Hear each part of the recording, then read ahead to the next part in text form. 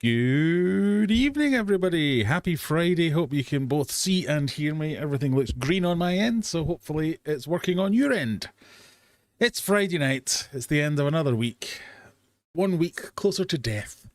Welcome along, everyone. Hope you're doing well. We have a few people in chat. Let's see. We've got in the early doors. We've got Amrinder Sharma, who's been waiting for this. I hope I can deliver. That's all I can say. Stevie P's in the house. Nice to see you, Stephen. David Gibb. Mona Lee's here. Simon's in. Simon was in earlier, but before I started the stream chat recording, so we cut your early one off. Sorry. Phil's in. How we doing, Phil? Average Dan. Nice to see you too. Hope everyone's had a good week. Ah, yes. I mean, I've had a short week, so I suppose that counts as a good week. This week I have had a weekend away in Glasgow with just me and my daughter visiting all the family, which was nice. Bought some new shoes. But yes, got to see all the family, got to see all the cousins, got to see all the babies, and generally just not do normal stuff for a couple of days, which was nice. Had the bank holiday, and then I took an extra day off as well, so I had Monday and Tuesday off. So I've only really worked Wednesday, Thursday, Friday, which is a bit of a win in my book. Worked in the limited capacity that I work anyway, so that was nice. But we had a bit of a disaster. I know everyone likes a disaster, so we'll get into that in a little bit. But who else we've got? Mini Scenes, GB, we've got you. Good. I'm glad you can hear and see me. That's always nice. Apple Gal's in nice and early. Good to see you. Danielle Loudon. It's hard for me to say. Good evening. Hit the like button on the way in, people. Yes, remember, it's absolutely free. You don't have to pay any money whatsoever. It's always appreciated if you do, but you don't have to. Just being here's enough. Be nice if you said hello. That's the only thing that I ask. Give us a like, give us a dislike. Say hello, say I hate you. I don't care. Just the interaction is all good. We have an evening of the normal stuff. So we've got the quizzes. I've changed it up slightly, or I'm trying to introduce a little bit of a tweak. So tonight's quiz, the teams are going to be Team Answer Smash and Team Geogesser, and whatever team wins is the game that we play afterwards. Audience engagement. See what I'm doing here? So, if you have a desperate preference to play one or other of those games, then you join that team and you try your hardest. Or if you're an idiot and you don't want to play Geogesser, join the Geogesser and get all the questions wrong. You know, you can play you can play what you want. So I have prepared a Geogesser round and I have prepared an answer smash round. So we can play it by ear and see what we do. And you never know. I have an insatiable thirst at the moment. And I have an entire bottle of wine. So we'll see how the evening goes. So that was my little twist that I've put on it tonight to see whether or not that... what's going on down here? Sorry, I'm getting all confuddled and tied up in myself. Hi from Sweden. How we doing? Good evening from a rainy... But it's just started raining here as well. It's a rainy Sheffield all of a sudden. Zeus has also been waiting for this. My goodness, I can't believe people actually wait for this. We'll see how we get on. Disaster isn't good. The disaster is not good. Tracy, yes, sorry. I shall call you Tracy now. We need a scale for the disaster. So, for those of you who watched my latest video, where I talked about how every time I go away, I make a video about how I prepare my fish room, and it's always, I don't know anything, because everything will be fine, and then I come back, and the video after that is me going, here's the inevitable disaster. So this time, being clever, I thought I'm not going to make that video, I'm just going to go away and then I'll come back, and when everything's fine, I'll make the video saying this is what I do to prepare. So that was the last video, was a bit of prep work, another little look around the fish room kind of things. But if you remember, I mentioned in that video that when I came back in, I opened the door and was hit by a wolf. It's one of those smells, the smell of death. But I meticulously went through every tank and couldn't find anything that had died. So I don't know what had gone on during the time that I made that video. I didn't know what had gone on that whole evening. I didn't know what had gone on. And then yesterday or the day before yesterday, when I was doing some more tank maintenance and I was cleaning one of the tanks, long story short, one of my very expensive discus wild fish has died. But what happened was that tank is in, how to describe it? So if that's the tank and that's the wall that the tank's up against, the fish had jumped and gone down here. So it was kind of trapped in between the tank and the wall.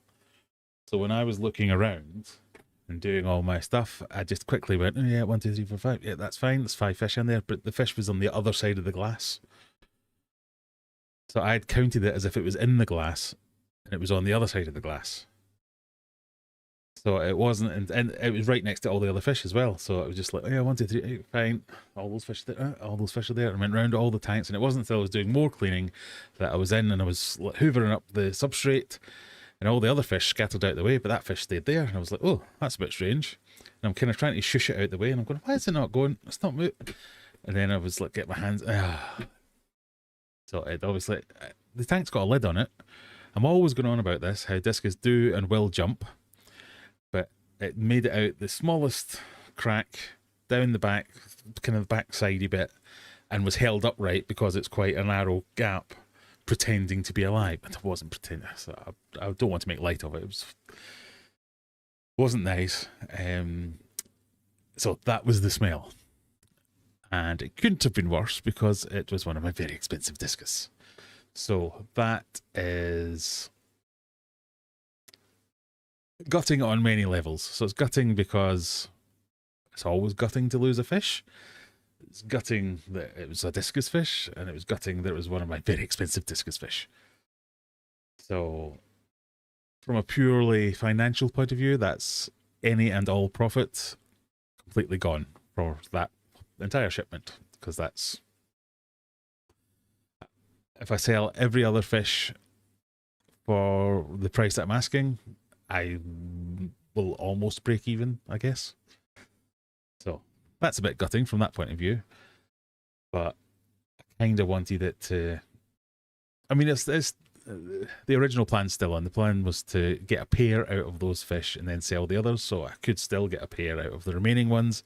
And if that happens and I get them to breed, then I can make my money back off the back of that. So from a financial point of view, it is what it is. These things happen. Not fun. It was more one of those things where you come in and you know when you smell that smell and you go, something's died. And I was getting all prepared to make the video of, oh, I've done it again. I've gone away and something shitty's happened again. But I couldn't find anything, and it fooled me by being stuck with behind the glass. So there you go. That's my confession. That's my catching you up. So there's that. But on the other side of it, both my discus pairs have laid and have free swimmers. So there's that. That's nice. Yeah,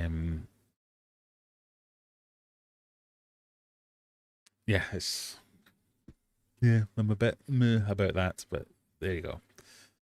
Is it me? Oh no, am I even still streaming? I hope I am. I appear to be. I'm going to go with it's you. Congratulations on your baby discus. Thank you very much. Yeah, I had very little to do with it. I mean, all I had to do was leave, and then they both did it. Interesting. Oh, good.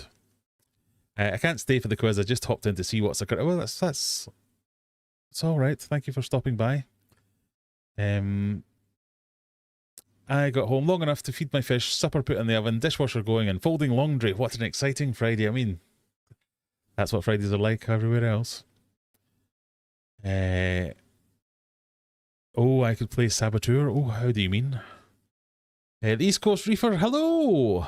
So, here's some exclusive news, maybe, potentially. The East Coast Reefer and Harry, who you may remember, the Spiritual Reefer, who comes and plays the quiz sometimes, have invited me to go on their live stream, so I get to be a guest rather than sitting here talking bollocks for hours on a Friday night. Someone else has to talk bollocks, and I can just chip in every now and again. It's going to be brilliant. I'm looking forward to it. So I'm going to be a guest. I'm going over to the salty side just to talk to them. Don't worry, I'm not going to get involved. I'm not going to start a reef tank or anything like that. On a Wednesday, I think it is. So I don't know which one. One Wednesday, we will do that, and I'll be going over to that. You might have seen Adam 7 was on this Wednesday, because he's just dipping his toes into the marine salty side of things as well. So I'm going to go on as well. I met these guys back in last year at the Aqua Show that we went to, because again, that was a mix of the freshwater and saltwater side of things. So we ended up staying at the same hotel and shared taxis or lifts back forward. So I will be joining them on the East Coast Reefer channel. So if you go and search it up, click on the links and all that kind of stuff. If any mods are in and are feeling adventurous, go and find the channel and put a link into the chat. People can find it. Hit the subscribe button, and then you'll see this ugly mug pop up on their channel at some point in the next few weeks. Call me mini. It says mini screens on the screen. I can't remember. So many times I call somebody by the wrong name because I try and be clever. So if I call you by your screen name, I apologise. I do know who you are, Dave. That's a level 10. Yeah, the fish pretending to be alive. Yes, that was going to extra lengths to troll me. Anyway, happy Friday, everyone. Let's have a wee vino. We're having a posh week. No beer this week. We're having Cepa Lebrel Arioca. Got a silver label. It must be fancy. But then again, it's also from Aldi. Weekend at it's a bit weekends at Bernie's. Yes, so if you've just joined us, we were discussing one of my dead fish that managed to kill itself in a way that made it look still alive. I'm going to visit, pinch a load of fish and stick photos in the tanks to aid my getaway. That's not funny. It's quite funny. At least you found the source of the smell. Indeed, that's kind of what I was... And when I found it as well, the smell had kind of gone because I'd left the door open for a while. I'd kind of vented the place out. And I think the fish must have done it. It may have done it before I went away. I don't know, because it looked, by the time I actually got it out, because it was a right bastard to get it out as well, because it was totally inaccessible. I had to drain the tank away down. I had to move it all out. I had to get in there. By the time I got in there, there was stuff. It was crusty. It was not good. So I have no idea how long it had been down there. So it may well have done that before I even went away and just spent the whole time decomposing while I was away. So that's nice. I lost my beautiful betta the same way today. Oh, no, it's catching. Sorry to hear that. Right, we'll catch up a bit. So remember, what we're going to do tonight, for those of you who have just joined, we're going to do the normal first quiz. And you're going to pick a team, and the teams will be Team Answer Smash or Team Geogesser. And whatever team wins, and I'm talking wins on average points per player, not total points, because if everybody wants to play Answer Smash and only one person wants to play Geogesser, that would be a bit unfair. So we'll see how we get on. Remember to post a link to subscribe to the channel. Yes. Please do. I would do it, but I'm multitasking and I'm drinking.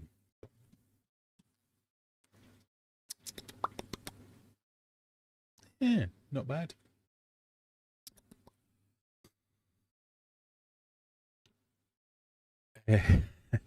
Fish are very creative in the way they find to top themselves. They do indeed. They do indeed. Lauren's in as well. How are we doing, Lauren? Graham's on the red wine. Remember to press record for the blackout later. I only have one bottle. We should be safe. I have no access to any other alcohol, so I can't. It's a matter of national pride. I can't black out after only one bottle of wine. For those of you who are interested and want to get in early, let me find the link to quiz. Copy link address. I'll stick it in chat. I'm going to find that. There we go.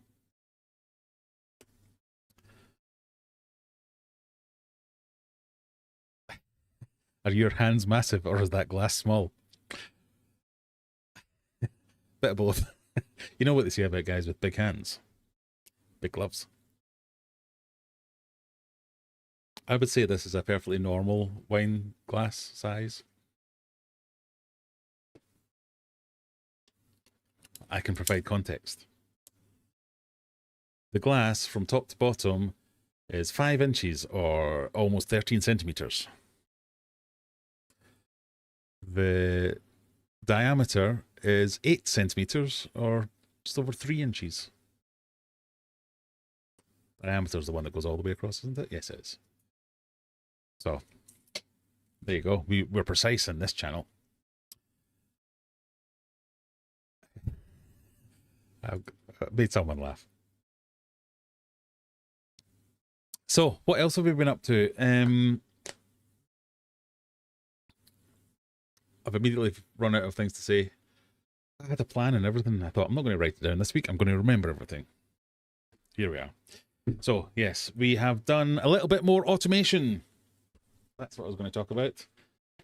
I have been fighting with my fish room automation to the point where I very nearly threw all my expensive electronics in a fish tank because they were annoying me so much before I realised what the problem was.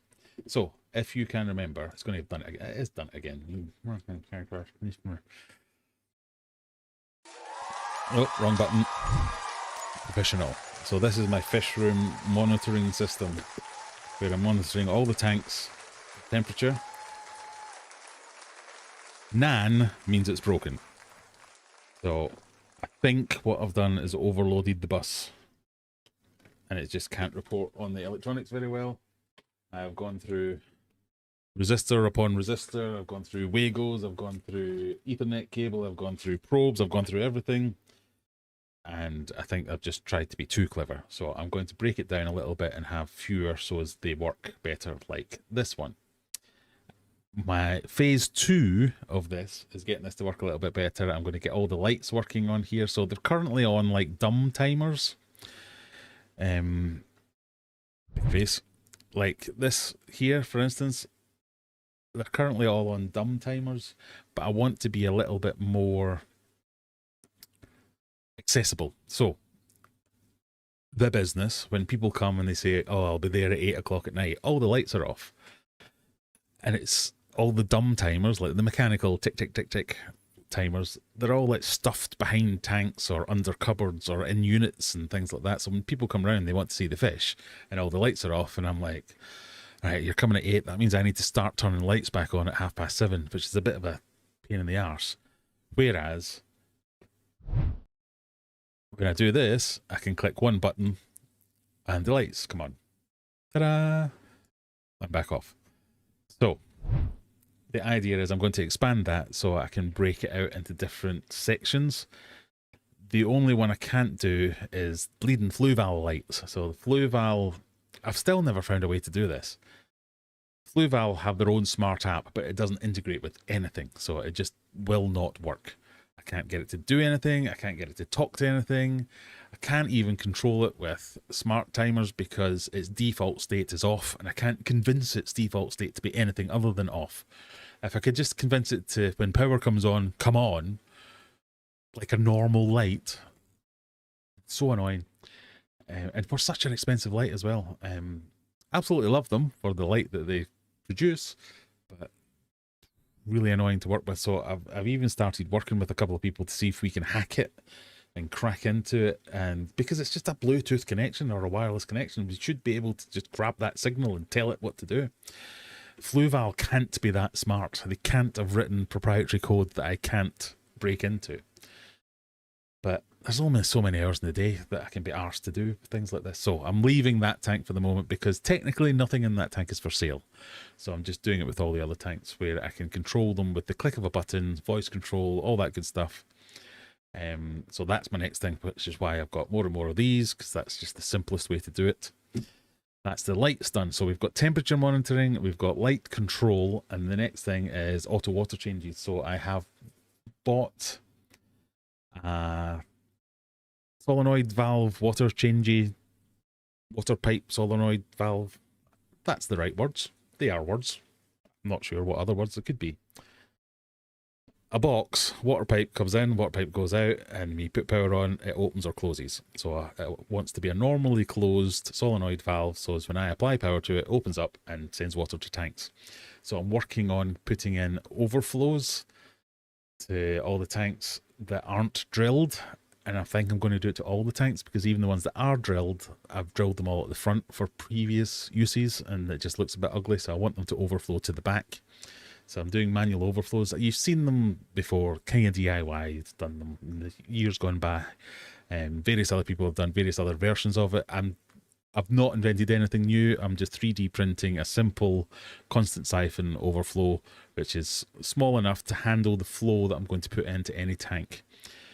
And maintain the siphon at all times, so as it will always work out quite well for that, because a lot of the tanks I'm a bit weird. I quite like doing water changes. So as much as I want to automate water changes, I also want to get my hands into the tanks more, at least daily, because I want to siphon out crap, or I want to check out fish and all that kind of thing. And I think that's quite a soporific task where I can go in and do these things, and it brings me joy to interact with my tank. So I don't want to take it away completely, which is why I'm going to automate it to a point that I'm going to measure. This is very geeky, but it brings me great joy. I'm going to measure the amount of water that goes through the system, because I've got, you might have seen up here, I can track my water usage, and I can see how much water I'm putting in at any point of the day. Sorry, that one's more like it. So like 50 litres here, 100 litres there, whatever it is. I'm aiming to have like a goal for, let's say, 20% water change, whatever it is that I'm aiming at. I can track the water usage through the fish room to make sure I hit that. So as if I do it enough just by my cleaning up poop and having it refill, if that does 20%, fine. If that doesn't do 20%, then it'll top it up a little bit more and overflow to waste to hit that 20%, so I can be consistent, because I think I like the idea of consistency, but I also like the idea of just getting involved. I don't want to, I want to be able to do it when I'm not here, but I don't want to only do it without touching anything. That makes sense? So that's phase 3 of fish room automation journey that absolutely nobody except me cares about. So there we go. That'll be fun. So while I've been... it's perfectly average. Thank you. Oh, the wine. Okay, yep. Danielle says, this is my first live. I found you today through your website and seen you on the YouTubes getting live on day one. Oh, well, don't let me put you off. I usually have a caveat for new people that I am an aquarium channel and this is a fish-based aquarium discussion, but this is also Friday night. So this is my downtime as well as your downtime. So this is more of a, hey, everybody, come round my house. We'll have a bit of a hangout, have a wee glass of wine or two, play some games. We might not talk about fish the whole time. We usually don't. And I say we a lot, but it's literally just me speaking. So I don't always talk about fish. I am prompted by my guests, who are you lot. So whatever you want to talk about is usually what I'll talk about. But you're welcome. That's a man-sized wine glass. The queen size is twice. Oh, right, okay. Any more auctions coming up? There is an auction in Bradford that I'm kind of swithering whether to go to or not, because I went last year. It's a big auction, but my God, does it go on forever. And I've done that thing where I've left it so late that I guarantee I'll be at the end. And when you're selling, you have to wait to the end anyway, so it's a long old day where they try and sell 5,000 thermometers for £1 each. Pound. Can't let it go for less than £1. Pound. Nobody fucking wants it. Just move on to the next thing. So there's that.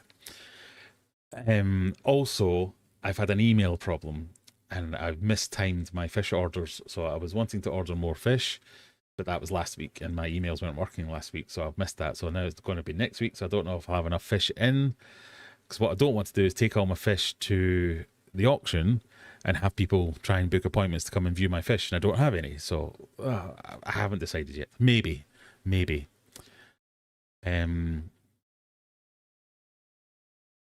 What's Gasma saying? Spend the night doing the water change on the indoor pond and cleaning up a mystery spill in the fish room. So mystery smell. Oh, that gives me shivers, because that's also a bit like mystery smell, where you're like, ugh. I'm convinced either friends or family come round every now and again and just chuck a glass of water on the floor next to a fish tank. So as I panic for the next 12 hours going, what the fuck? Where did that come? Who's done? So hopefully you find that. Fluval's like Apple products. Yeah, they are a little bit. Fluval are, oh no, be nice, Graham, be nice. Fluval are great. No, I've always been a big fan of Fluval. I've used Fluval products long before they started sponsoring me or sending me any stuff. And I genuinely like all their filters. I like their canister filters, I like their internal filters, I like their lights, I like pretty much all their products. They are... So, and the reason I like them is because I'm Scottish and I'm tight. And most of them, I think, present the best value proposition as well. Most, because the lights very much do not. So I think you can get... They're great lights. Nothing, can't say anything wrong about them. They're great lights, but they're very, very expensive. And I don't think they're that much better, if better at all, than some of the other available things on the market. They have good points, but at the end of the day, I want a light to produce a nice, balanced, bright light at a spectrum that the things I want to see with the light enjoy. So if it's plants, I want them to get the right colours that'll help the plants grow. If it's fish, I want to see the fish pop. They do that. That's fine, but they're very expensive for doing that when I can get lots of cheap lights that do that. For instance, the Hager lights. A fifth of the price, an eighth of the price. Arguably as good, if not better. But filters, I'd take an FX6 over Eheim or an Oasi any day, because filters, it's about capacity, and it's the biggest capacity for getting in the most media and the best pump. Eheim pumps are better. I'm sure they are, but they're not that much better. And lots of people going, I don't like Fluval filters. They fart and they make noises and they do that. Yeah, they don't if you set them up properly. So that's a user error. It's a picnic. A problem in chair, not in computer. Or not computer, not in filter. All their filters, I would say, work really well. They're a big fan of their heaters. I've never had a Fluval heater fail. I've had Eheim Jaegers fail. I expect every heater I use to fail. I've never had a Fluval heater fail. I'm probably just lucky. I'm not a representative sample size. I like most of the Fluval products, which is why when they did start sending me stuff and start offering to sponsor me, I was very happy all about that. But they have completely ghosted me for the last 6 months. Until today. I finally got a reply to one of my emails today. And I kind of get it. I'm not necessarily brand ambassador material, I guess, because I don't necessarily always say the nicest things. I'm not the most family friendly sometimes. I don't know. So I'm fine with it, but I thought they might just be going in a new direction because they'd gone with George Farmer. And George doesn't do stuff for free filters. He'll be getting paid for that. So if that's their budget's gone on him, that's fine. But then I see all these other smaller creators popping up saying, Fluval have just sent me this, Fluval have just sent me the other. And I'm going, oh, so they are still sending out stuff. Where's my shit, Fluval? What the hell? And I don't think that's unreasonable. I've been very complimentary about their products. I've used the product. I've paid for their products with my own money over the years several times.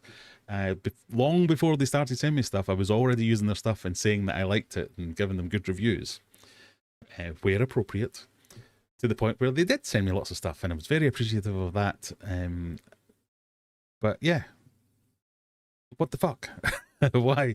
What have I done? What have I upset someone at Fluval? But it turns out, I think Fluval are in turmoil because my rep, who's a guy called Theo, left last year. And he passed me on to somebody else and said, so I've everything that we're working on, I've passed it all over. She's going to pick up the reins and work with you from now on. Never heard a peep from her. I would email her and again saying, what, are we doing anything? What's going on? Hello? Anyone there? Knock, knock. Silence. Eventually got an out of office from her to say, I've now left the company. I'm passing you on to this media person. Hello, I'm Graham. Silence. Got another out of office from them. Finally, was it the head of marketing got back to me today? Yes, the head of marketing to say, sorry for the lack of communication. Things have been quite turbulent here. In fact, I'm also leaving the company. So I've put you in touch with, and I'm like, for God's sake, they're getting through them at Fluval. So I don't know what's going on at Fluval. And it's one of those, it's an awkward discussion for me because I don't really want anything. I just want to be kept in the loop. If anything, what I really want is, if you've seen any of George Farmer's videos, he's got this big Fluval neon sign. I was like, I quite fancy one of them. Why would they give me one? I don't know. I was like, can I have one of them, please? That's all I want. You don't have to send me hundreds of pounds worth of lights or filters or fish tanks or whatever. Just want one of those signs. But yeah, they were ghosting me for ages. So hopefully that will pick back up again, because it's kind of my ideal is to work with a brand that I actually like and use their stuff. So I would like to continue working on that relationship, but yeah, they've kind of ditched me for the last few while. And also, I generally get your, hello, we are aquatic, and we make aquarium lights from 1972, and you're like, you do what? And it's always, hi, this is Tracy from Aquaflare. And you're like, oh, right, hello, Tracy. It's not Tracy, never Tracy. It's Rebecca or Linda, Joy. And you're like, these are not your names. Stop pretending these are your names. Because they always sign it off with their own name as well. Which, anyway, at least 3 or 4 a week of them. Nothing. I was properly getting a complex. I've had nothing for about a month. did not. I was like, have I been put on a list? Why is nobody getting? You know that way when you're like, oh, for God's sake, all these stupid offers. No, I don't want your shitty light. No, I don't want your shitty air pump. No, just fuck off, leave me alone. And then none of them come in, and I'm a bit like, well, I want a shitty light. Why is nobody sending me any crap? Oh. So I don't know what's been going on, but today I had an influx, so I'm back on whatever the list is. I'm back on it. So shitty products ahoy! We'll be getting something coming around. Sorry, I've been waffling for a long time now. I realise I'm not really going anywhere with this, so I'm going to quickly run through the rest of the comments, and then we will get on tit answer smash. No, not tit answer smash. We'll get on tit proper quiz. So remember, you're picking a team based on what quiz you want to play after the quiz. Are we team answer smash or are you team Geogesser? That's what we're doing. I'm Render Sharma. You should add some light background music in the back. It would sound nice.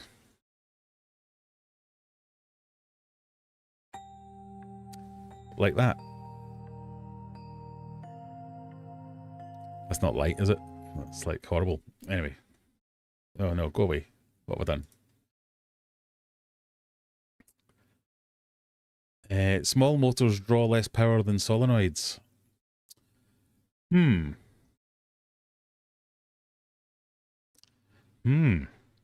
not considered that. Okay, I'll need to look into that. Zenny McGinger has joined us. How we doing? There is the man himself, Harry. Oh my God, it's my favourite freshwater video creator that breeds discus, lives in Yorkshire and has a book and is called Graham. Ha ha! 'Tis me. How are we doing? Steve was in earlier. I don't know if he's still here. Oh, he was when he sent that message at least. Anyway, I'm miles behind. Sorry. God. Every time a Fluval light loses power, it thinks the time is midnight. See, I've not actually had that problem. Mine don't do that. And every time I mention this in a video about my problem with Fluvals not coming on when the power comes on, somebody says, oh, you just do this, this, this, and it comes on. And I'm like, it's impossible. I have Fluval Plant 4.0 Pros. I have Fluval Marine something or other. I have Aquasky something or other. None of them do it. And everyone, to the point where I think I'm an idiot, because everyone tells me, oh yeah, you just do this, this, and this. And I'm going, do you bollocks? It just doesn't work. Anyway, okay. I love Fluval and Huiger products.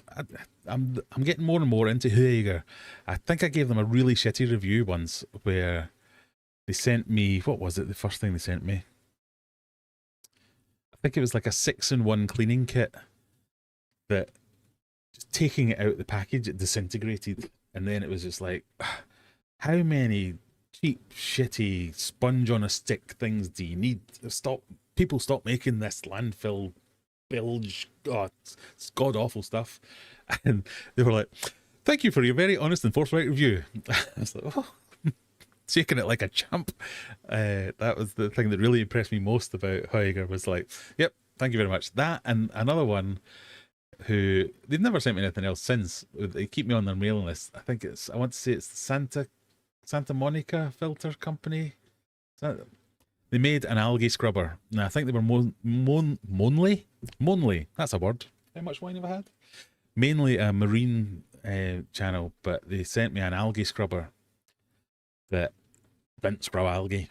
It was basically a Chinese takeaway box with a light hot glued to one side and like a gravelly sandpapery bit stuck to the other side, which disintegrated, and then the air didn't travel through, so the water went round it rather than through it, and it was just like, oh, this is shit. This couldn't be more shit. They had clever bits, the way the magnets align and stuff, that was good, but I had some ideas and thought, well, if you just did this, this and this, and I assume this is injection molded, so if you just move that over there, that would work a lot better.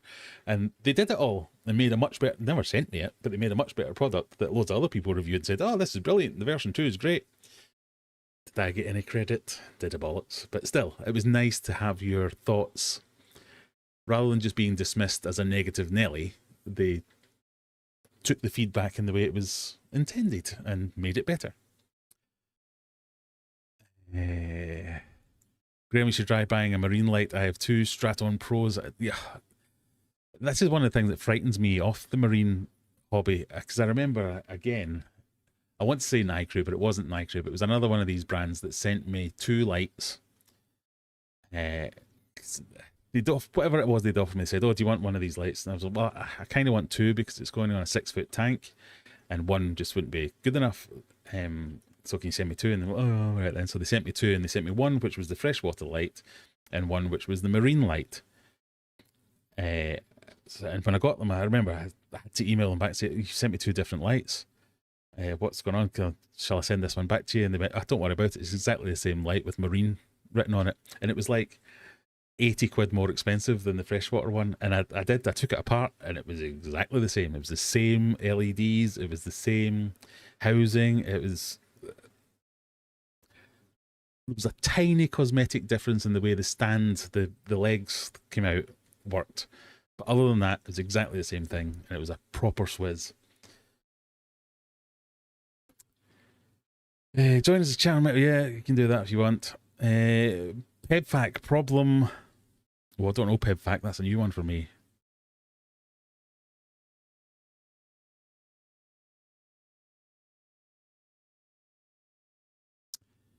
Fluval have best priming by far. Seachay have the best pumps. Yeah, I can't necessarily disagree with that. I would say Seachay have good pumps. Everyone says Seachay have the best pumps, but I think that's because everyone says Seachay has the best pumps. I don't think there's an objective way to measure pumps other than like testing how much volume does it push, how reliable is it, what kind of power draw does it do, how efficient is it, all that kind of stuff. Seachay scores well on all them, which is, I guess, why people say that. I'm talking myself around to going, yeah, Seachay, they probably are the best. Okay. Just sorted my handle and picture so you don't have to have an aneurysm trying to say money. Oh, thank you, Daniel from Falkirk. It's virtually impossible to get sponsorship at the moment. I think money's tight with a lot of companies at the moment. I get that, but I don't necessarily want... So, no, I'm not going to go into that again. Basically, I don't necessarily want a sponsorship. I just want to keep my lines of communication open because I want to work with these brands as much as they want to work with me. Because sometimes, every now and again, I have an idea that I think might be a good idea. And if they just aren't emailing me back, I can't discuss it with them. So, like last year, a fair few discussions with Fluval for why they weren't at Aqua, because I thought that was a big own goal, not going to Aqua and not representing, because they're not just a freshwater company, they're a pet company that have marine, freshwater, all kinds of stuff. So I had a few discussions with them about back and forth about why they were or whether they wouldn't again. So it's more from that kind of thing, keeping my ear in. I mean, I'd love it if one of them was to actually sponsor me and I worked with a brand to be an ambassador and things like that, but I'm not really... It's not an expectation or a requirement, or I'm not that bothered about that side of things. I don't really need any free shit, so I'm not that bothered from that point of view. Anyway, we have a quiz to do. Stop yapping, let's play. Right, let's do that indeed. So, little face. We need to do for scanny thing for people who like to... Oh no, I've just done a thing. Oh, you dickhead, Graham. Sorry. Hang on. For those of you who like to scan things, we have 16 players. We need to get more than 20, otherwise it was a complete waste of hundreds of pounds of me paying for the proper license for this thing. Did you ever sort anything with the ND Aquatics division? I didn't. No, I must do that. Yeah, so again, that's a company I think I should work with because they've been nothing but lovely to me, and I've never asked them for a sausage, and they've constantly offered me things. If you don't know, I have my 8 foot by 4 foot by 3 foot tank, my big mega tank. When it first had its problems, the guy from ND... Prizes! The guy from ND rang me up and said, "Do you want us to make you one? Same size? No problem." And I was a bit like, "What? Really? No, that's too much." "No, that's fine. Well, happy." And every time I've made a video about my leaky mega tank, he's phoned me up and said, "Are you sure you don't want us to make you a tank?" So I'd love to do something with them to help them out more than anything. Points make prizes. Oh, Zenny's got a hot take. Let's see. I think the impeller makes the filter. That's always what goes out on mine. Not always replaceable. Not usually the pump. Yeah, you're right.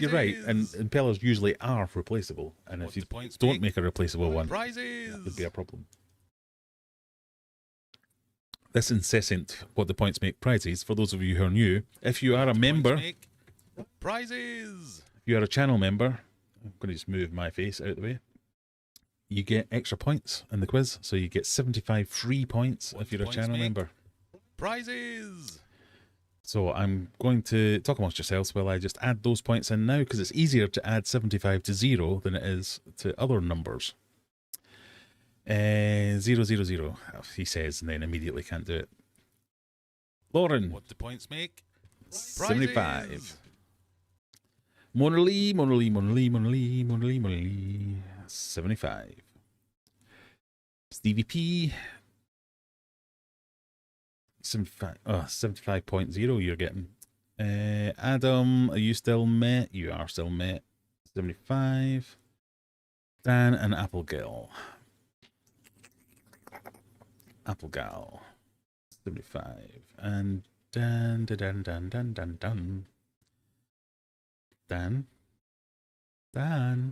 There you are. Can't see you for looking. For those of you who are interested, the standings as per last week, Dan is in the lead for the month of May. Stevie P, close second. Meh. Lauren and Zenny are your top 5. Mona Lee's just propping up the top 10. Right, are we about ready to go? I think I've got everybody. If I haven't, tough. You'll just have to remind me later. We've got 18. Come on, I need 2 more to make this worth my while. I'm going to ask for a refund. We're going back to shitty broken quizzes. Juggler's in. Here we go. Best of luck, everyone. The teams are split. 11 people are in Answer Smashers and 7 Geoguessers. So we'll see how that plays out.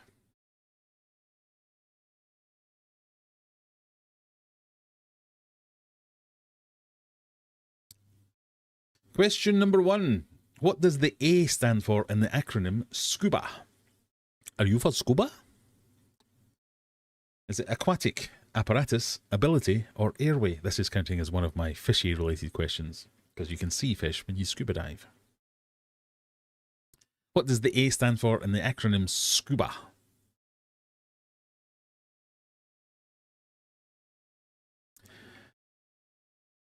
You don't have your goal up. Oh yeah, you're quite right. I must do that. Will Graham ever financially recover from paying for the crowd power license? You have said it's for apparatus, and you are correct, because it does mean self-contained underwater breathing apparatus, or apparatus. Apparatus. Meh was fastest on the fingers. 87 points. Lauren second. Stevie P is the top 3. Spiritual Reefer with 21 points. Clearly Googled it. Question number 2. I'm sure you didn't. The United Arab Emirates announced they are leaving the 12-nation OPEC organization. What does OPEC stand for? These aren't all acronym-based questions. I'd just like to get that out there. What do points make?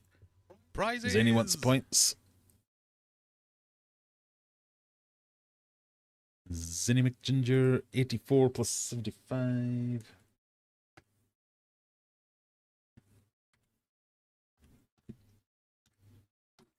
I mean, I can add these things up in my head. It's just not when people are watching.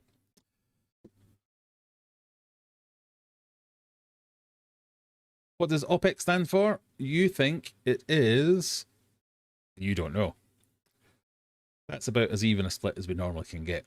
The correct answer, though, is Organisation of the Petroleum Exporting Countries. Well done, Adam and Zenny. Although Zenny, that might be just the 75 I've just given you. Moving swiftly on, as we're a bit behind. Which duo were not alive at the same time? So 50 Cent and Charlie Chaplin, Orville Wright and Neil Armstrong, Taylor Swift and Salvador Dali, or Picasso and Eminem. So 3 of those duos were alive at the same time. 1 was not. And if it helps you, not that it will, because the time's about to run out, they only missed each other by a month, or maybe 2 months. I can't quite remember. Which duo were not alive at the same time? You've gone for Taylor Swift and Salvador Dali. Annoyingly, you're correct. All the others crossed over. Taylor Swift, I think, was born in December of 1980, whatever, and Salvador Dali died in just before that. Graham with the facts.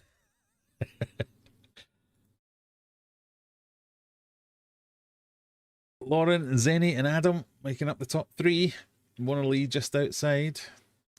Although the salty boys are dropping down to the lower ranks. Down with Daddy Jan, and I haven't even taken any points off him. How are we doing for the team sports? So far, the Geoguessers are winning it. 141 average points versus 101 for the Answer Smashers. So, Answer Smashers, who are Zenny, Mona Lee, Stevie P, Applegal, Daniel, the G's, Salty Steve, Spiritual Reefer, Amrinder, Fat Kids, and Daniel need to pull their socks up. Question number 4. Igneous and sedimentary are categories of what? Eras, soil, rocks, or atoms? Igneous and sedimentary are categories of what?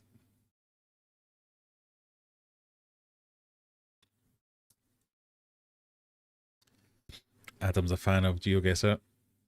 He's happy.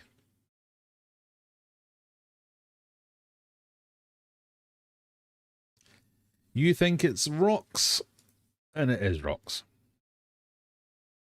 Zenny takes the lead. Adam's pushed into second. Mona Lee pushes up to third. So high points for everyone there. Question number... Simon's really trying to tank it with 0 points. Let's have a quick look at the team rankings. I can show you this one quickly. Oh, no, that didn't work very well. The Geogesser's 208 point average. Oh, the Armitages really enjoy disappointing quizzes.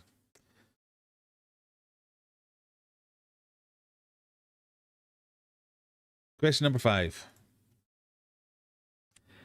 3 of these are types of overflow systems commonly used in marine aquarium systems. I like using the word systems clearly when I wrote this. Which one isn't? Bean animal, Durso, double funk, Herbie. One of those isn't a common overflow system. Why?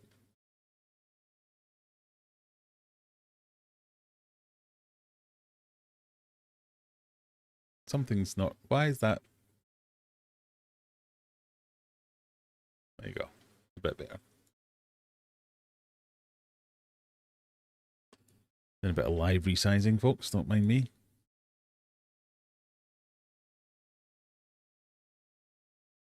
Five of you think bean animal isn't a type of overflow.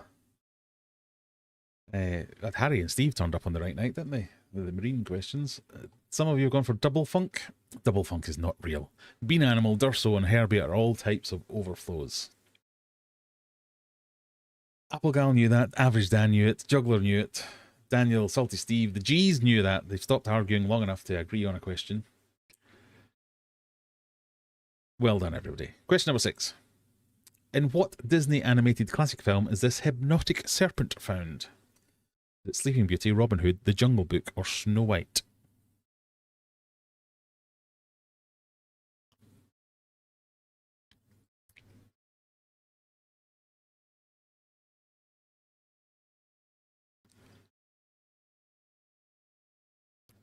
How can you not be a fan of Answer Smash, Adam? What is wrong with you? It's the greatest game sweeping the nation, don't you know? Oh, you're all going for The Jungle Book. Of course it is. Well done, everybody. So that one's more about how quickly you answered it. Question the next one. Ice Ice Baby was the debut single for rapper Vanilla Ice, Ice-T, Ice Cube, or MC Hammer. Must resist the temptation. Stop, collaborate, and listen. Ice is back with a brand new... Nope. Stop it, Graham. Nope. Ding, ding, ding, ding, ding, ding, etc.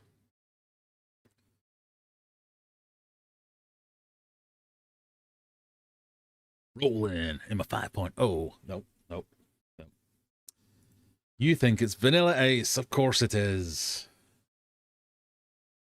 In 1990, it became the first hip-hop single to top the Billboard Hot 100. The song was built around a sample of Queen and David Bowie's Under Pressure.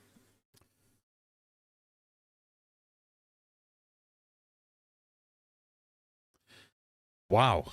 Adam says, I saw Vanilla Ice open for MC Hammer in 1989. There's a sentence not many people can say, surely. Or rather, there's a sentence not many people want to say. But that's pretty cool. I'm impressed. Question number 8.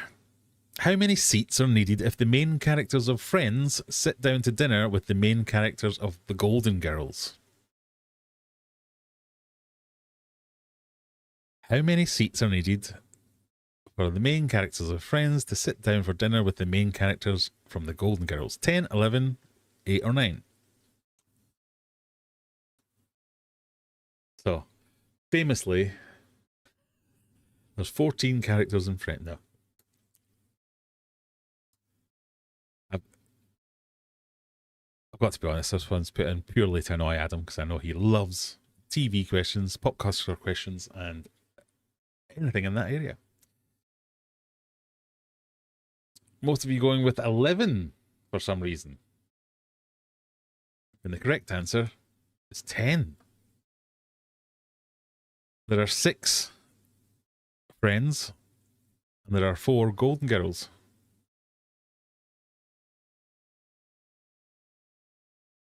6 plus 4 equaling 10. Adam got that one right. He's sitting there right now going, What about Gunther? Gunther doesn't count. He wasn't a main character.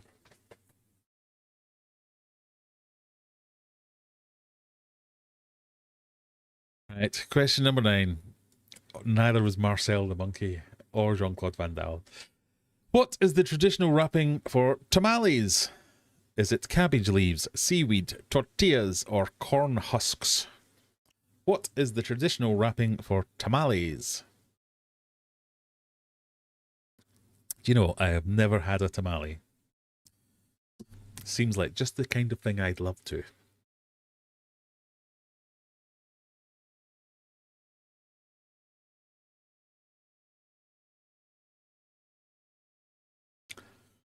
Ooh, corn husks are edging it. Because corn husks are correct. Tamales are cornmeal cakes traditionally wrapped in corn husks and steamed, stuffed with meat, cheese, vegetables, and fruits. I like all those things. Your top 3 is Meh, Zenny McGinger, and Apple Gal. Just averaged in just outside the top 3. But this is where it can all change. This is question number 10, the first of your betting questions. So, you're about to be given a probably useless clue, to be fair. You can then use that to decide whether or not you want to bet some, all, or none of your points in the 10th question. You will be prompted with some suggestions, but you can bet any amount of points you want. Here comes your rubbish clue. An actual bona fide fish question.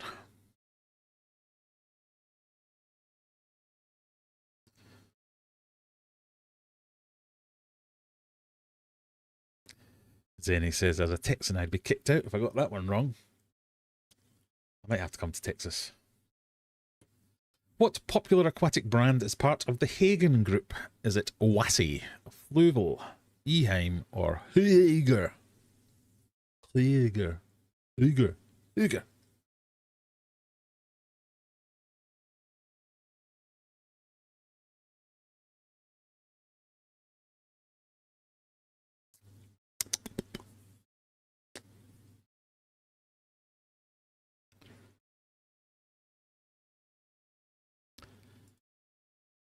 Well, 12 of you have gone for Fluval. Owasi and Eheim getting a couple each, and some entrepreneurs gone for Huiger. It was, of course, Fluval. What's that done to the scores on doors? Adam's still in first place. Mandy's in second. Dan's in third. Juggler's just outside in fourth. Fat Kids is still on 0. Daniel lost all his points. Elaine lost all their points. Steve remains neutral. Harry gained and Lee's lost. What happened there, Lee?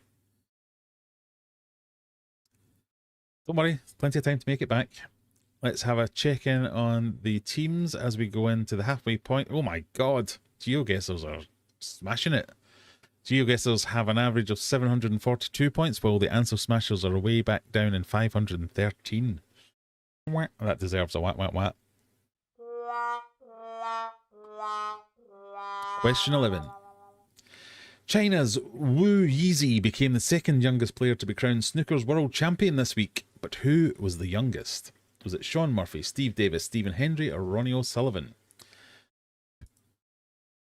Make that question shorter. Who was the youngest world champion?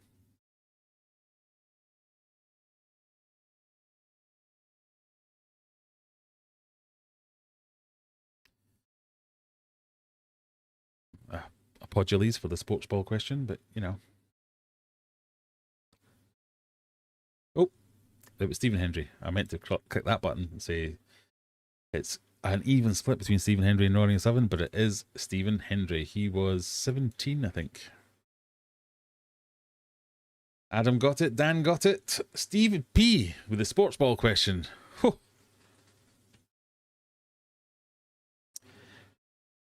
Question 12. The estate endorsed film of the life of Michael Jackson reported the biggest global opening ever for a biopic. What is the official title of the film? Is it Michael Jackson, King of Pop, Michael, or Man in the Mirror? Don't sing, don't sing, don't sing, don't sing. Don't sing.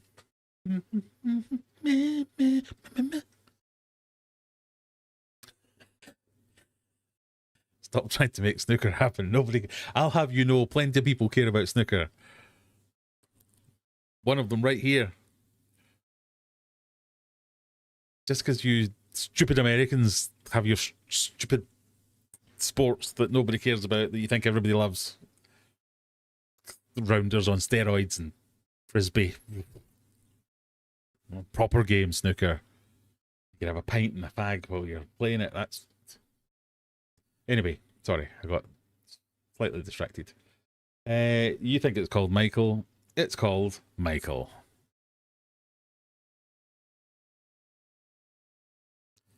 Oh, Adam lost some points. Especially in this. Exactly. The Snooker World Championships are held in down the road from me.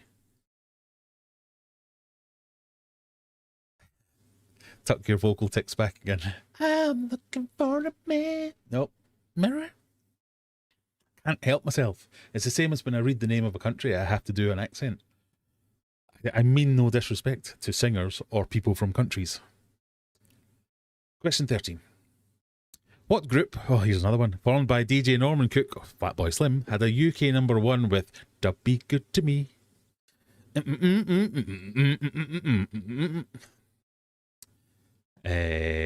Take 5, boss, walk, jam, nitty gritty. You're listening to the boy from the big bad city. This is Jam Hot. That was their famous song. I haven't just had a stroke. Was it Dub Syndicate, Beats International, The Specials, or The Charlatans? Friends, tell me I am crazy. I mean, this might not have made it to America, so apologies, America. I think it didn't make it to America, going by the spread of answers, because the correct answer is Beats International. So they had one hit called "Dub Be Good to Me," which had that rap in the middle of it, and I was like 12, and I can still remember it.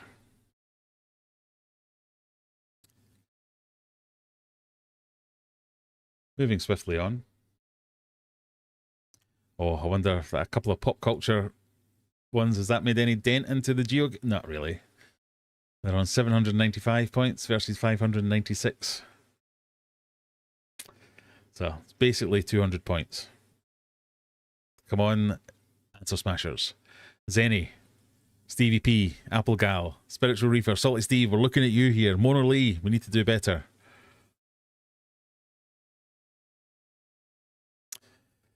Mandy confirms, I did not know that was a thing. It was a thing.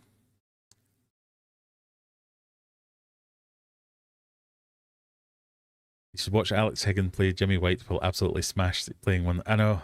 That makes me laugh watching some of the old snooker players literally playing in a world championship final, semi-final, quarter-final, down in like 10 pints as they play. Right, question the next. Sports ball. Which team sport has the largest number of active players on the pitch / field / court during the game? Is it baseball, ultimate frisbee, football, soccer, or volleyball?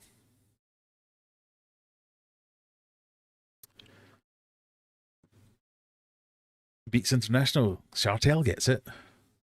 Just come across you. Thank you very much for joining us. Nice for you to say hi. If you want to play, you can still play. I'll put the link in chat if I can. Don't know how to do that. I'm now just pressing random buttons. Join Team Answer Smashers. See if you can even it up a bit. You can join halfway through. Now I've lost what page I'm on. God.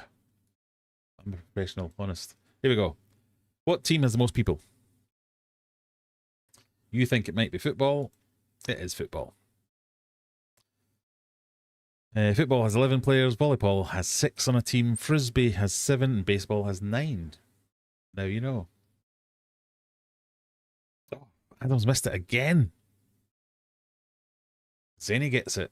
Oh, we could be creeping back in. Question number 15. What was the name of the Burmese python companion that one-time WWE superstar Jake the Snake Roberts wielded in the ring? I mean, that looks like a cobra to me, not a Burmese python. But what was his snake called? Was it Crossley, Sammy, Venom, or Damien?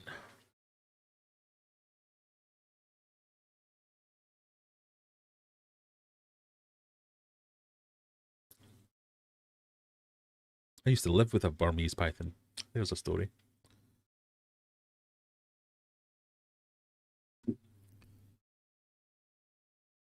Do I click the link to play? You do click the link to play if you want to play.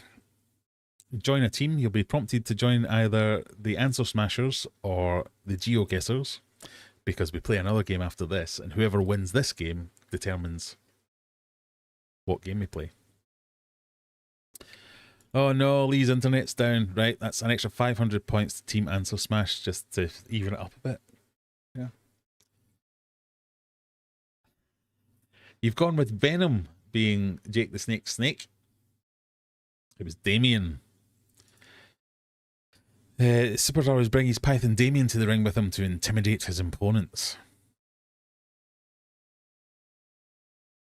Adam got it. Dan got it. Juggler got it. Lauren got it. Steve and Harry both did not get it. Not wrestling fans, clearly. Oh, I did not know the answer to that one. It's fine. Question 16. Rory McIlroy won the Masters tournament, becoming the 4th golfer ever to win 2 years in a row. Which one of these did not do that? There's a lot of sports questions. I apologise, everyone. This is a very sports-heavy week. That is unintentional. This was meant to be one of the current affairs type questions.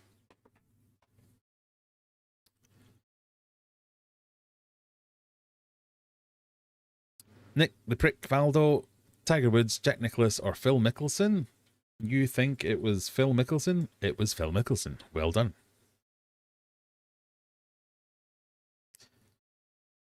Only 4 golfers have ever won the tournament back-to-back. Jack Nicklaus, Nick Faldo and Tiger Woods. And now Rory McIlroy.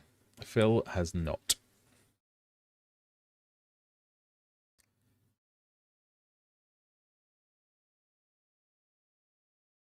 Simon has points by accident. God, you have to be bad if you're getting accidental points. Question number 17. Fish are typically classified in 3 main groups. Which of these isn't one of them? Jawless fish, warm-blooded fish, bony fish, or cartilaginous... I cannot say that word. Cartilaginous. Nope. Cartilaginous. Cartilaginous. Cartilaginous.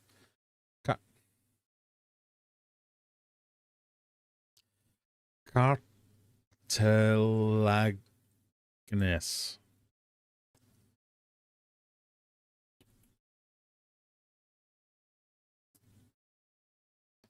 Cartilaginous. Cartilaginous.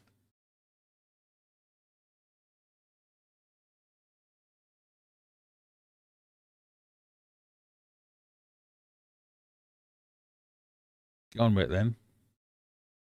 Cartilaginous. Cartilaginous. Cartilaginous.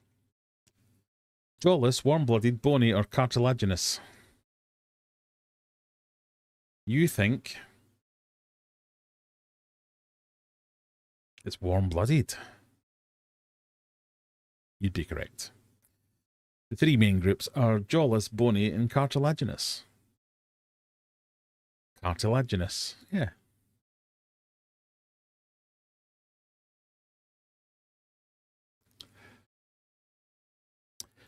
Man, you should add some science questions here, because I haven't even heard about the topics of 90% of the questions. I mean, them's the breaks.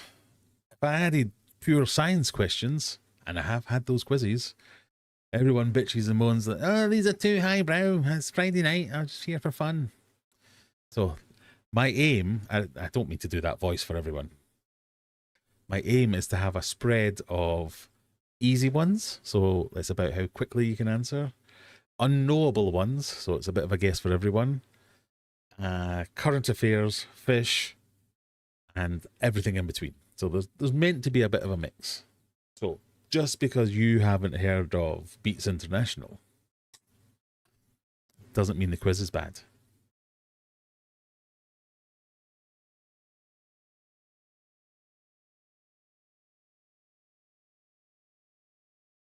Maybe it does. I don't know.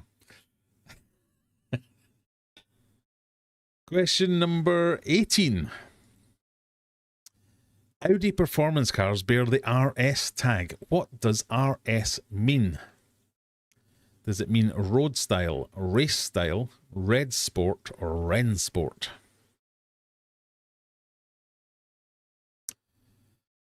Do you know what? I noticed that as well. Bloodied has a different connotation than bloodied. Yes. Might have been a bit of a giveaway. What does the RS tag mean on Audi cars? Road style, race style, red sport, or Ren sport? You think it's race style. Ah. Pardon me. Dan thought it stood for really sporty.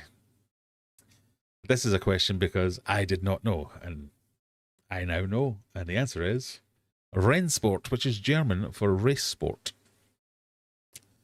There you go. Now you know. Zenny getting that one well done. Zenny and Dan. And Lee and Daniel. Simon, another random point. Right, penultimate question. Oh, the team sports isn't going well for Answer Smashers. 976 points for Geoguessers, 699 points. So you're even further behind.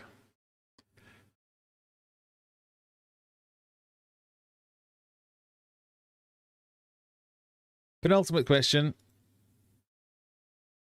All kittens have blank eyes when they are born. Blue, brown, green, or black? I'm aware we've had this question before, but it's been a while. I'm hoping you can't remember.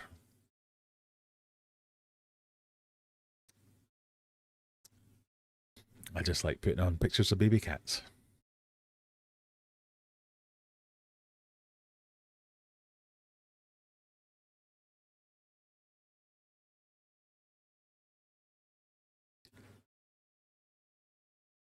You think it's blue or black? Black? Black-eyed cats. It is bleu.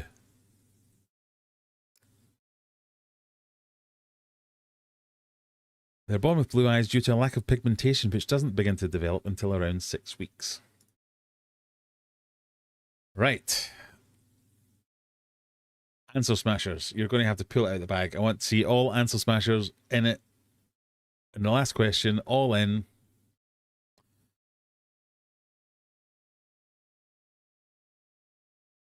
Because Geoguessers are at 1,050 average points. Answer smashers are at 739 average points.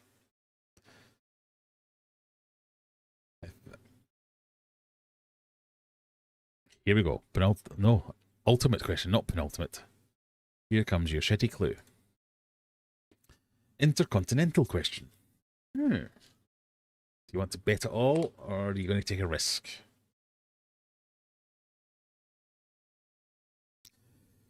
Roll up, get your bits in now.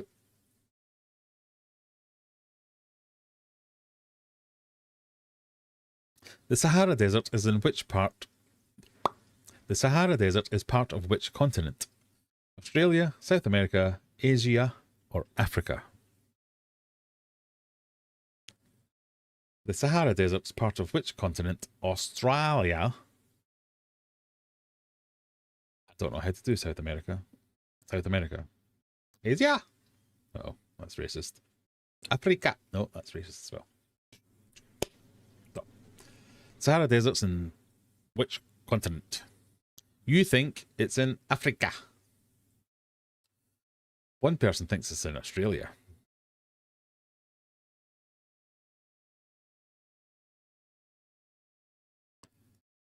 It's in Africa. I thought I'd finish with an easy one, hoping to psych some of you out with a low bet. But let's see, how have we done? Your winners are... in third place, Dan with 2,928 points. In second place, Zenny McGinger with 3,109 points. But your winner this evening is Adam with 3,134 points. Well done, everyone. I'll just move my wine out the way as I do a little bit of live spreadsheeting. Rankings, article, export player rankings.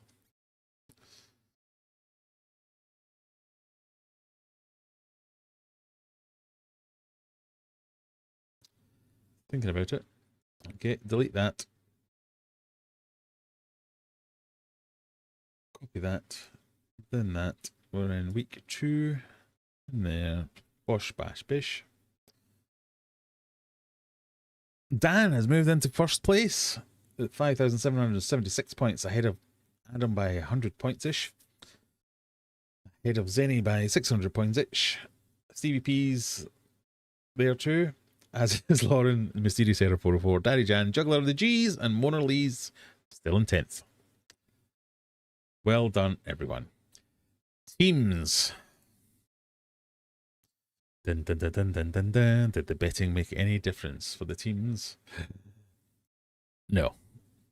The Geoguessers averaged 2,071 points, while the Answer Smashers averaged 1,420. We did have some big hitters there. Adam, Dan, Juggler, all previous winners. Lauren, Darijan, Mysterious Error 44, and Elaine, all scoring well. Well, Elaine was there. Whereas the Answer Smashers, Zenny scored very well. The G's, look at the G's doing well. Stevie P, Harry, Applegal, Steve. And then it kind of falls away, maybe. You tried, everyone. You tried. So that means no Answer Smash this week. Unless we run out of things to talk about. And we'll do Answer Smash after. First time I've ever had too many quizzes prepared. I don't think this has ever happened. Right, let me just sort me saying out. Get rid of that. Get rid of that. Cartilaginous. Get rid of that. Crowd. Get that up. Log in. There we go. So, what did we do?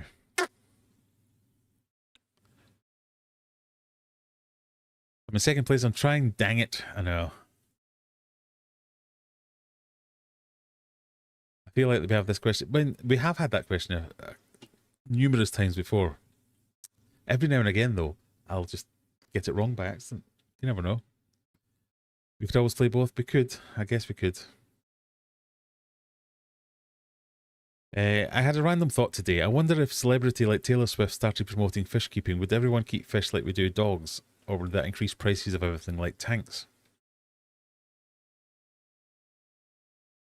Were you smoking anything at the time? I wonder if it's... Well, imagine, yeah. I bet it would.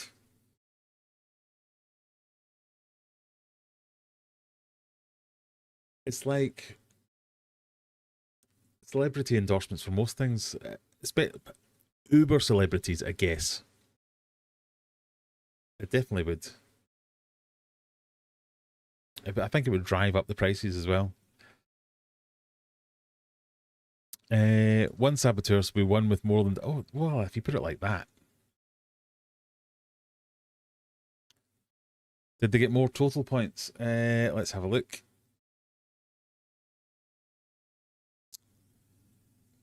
They did get more total points. But there was a... they got more total points and there was only 7 of them. And there was 11 answer smashers and they got less. Kind of rubbish answer smashers. You haven't helped yourself at all here.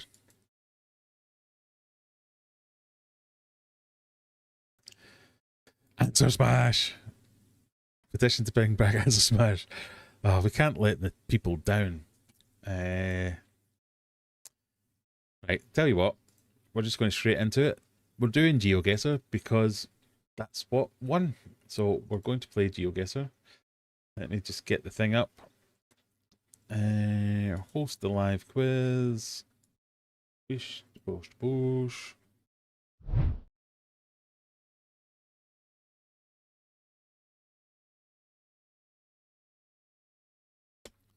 If nothing else, we're doing Geogesser first.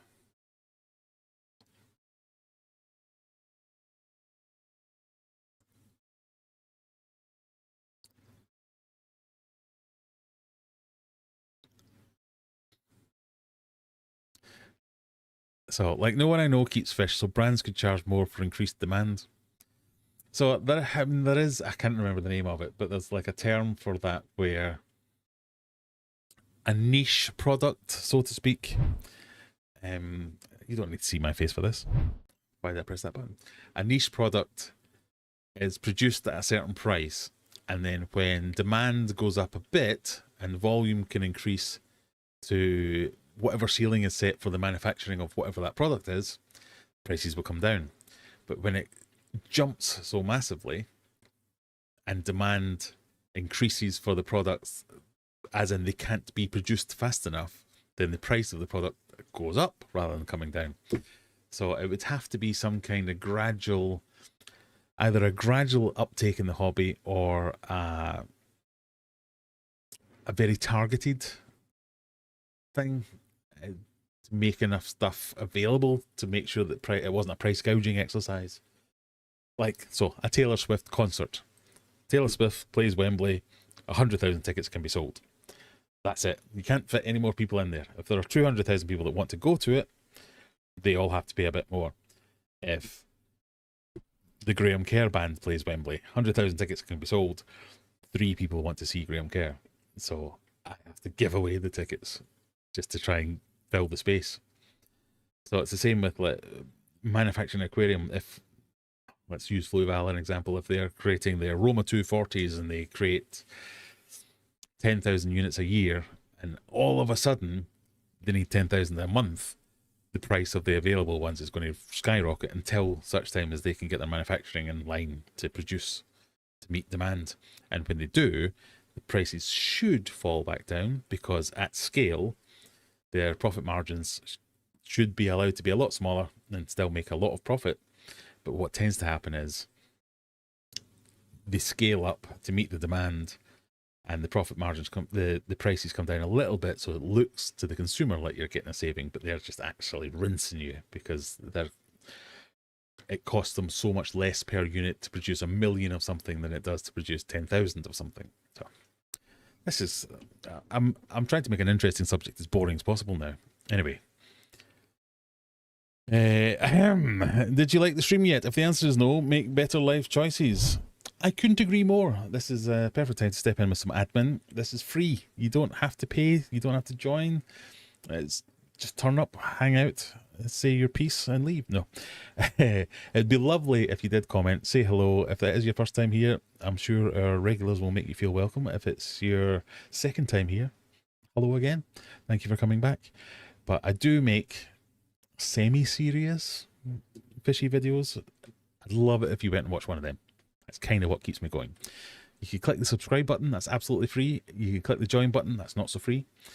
But you don't have to. Just turning up is good enough.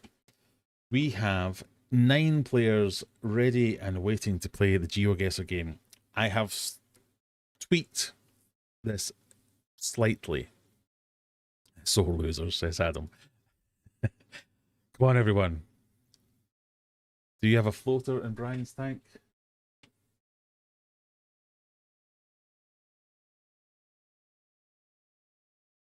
You mean this? There's a bit of plastic plant.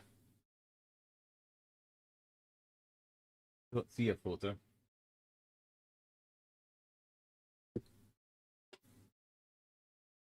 No, I'm going with. I forgot what I was saying now.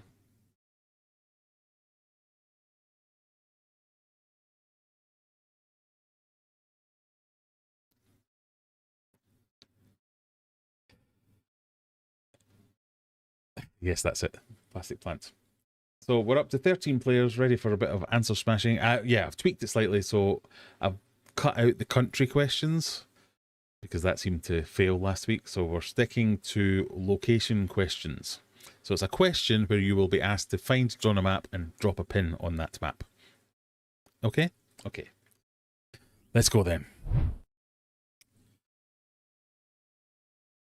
Right. Best of luck, everyone. Pinpoint the location. Oh, wrong thing.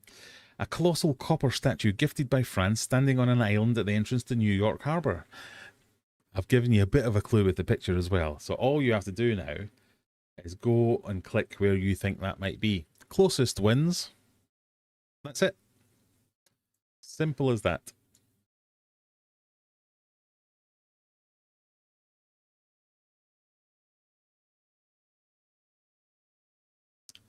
I can see where you're all guessing. Oh, some of you are guessing in America, even though I clearly said it was in France.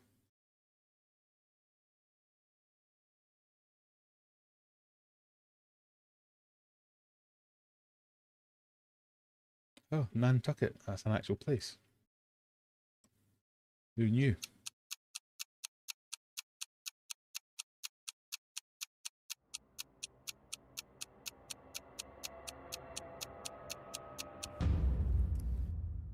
It was, of course, the Statue of Liberty, which is in New York. I mean, it's in America. You're close, but you're quite far away.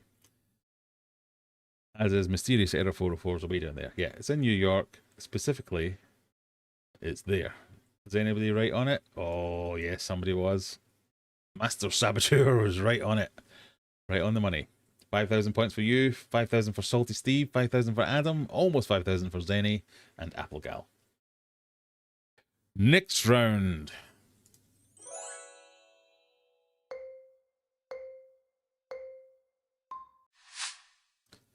Where would you find Mbuna cichlids in the wild?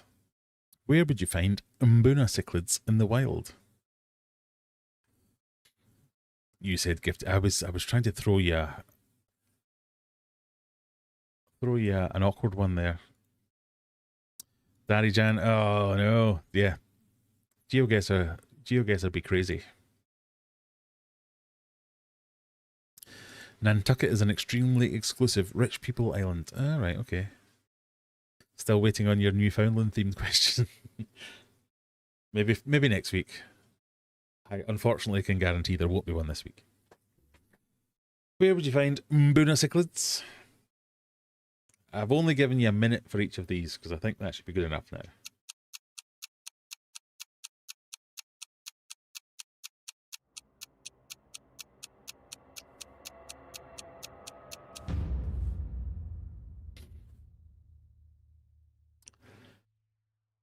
Oh, massive saboteurs in the wrong lake.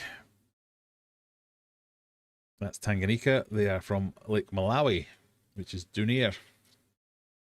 Oh, Terra 404, Stevie P, Salty Steve, you're all in exactly the right place. And you're not far away, Lauren. Dwarf Boomer is quite far away. Applegal, what are you doing up there?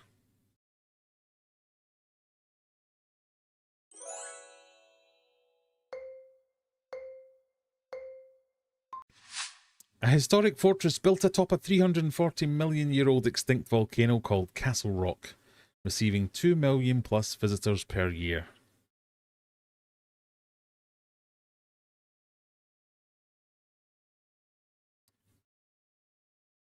Sorry, Daddy Jan, you might have to reboot or reload your browser. It's one of the things with Geogesser. It's a bit pernickety. It doesn't like some people for some reason. Next time back, oh, all right then. Kathleen has a spinning circle of death. This is why I don't like playing these games that don't work properly, because it upsets people. I'm sorry, it'll be over soon. That's all I can say. We're having technical difficulties.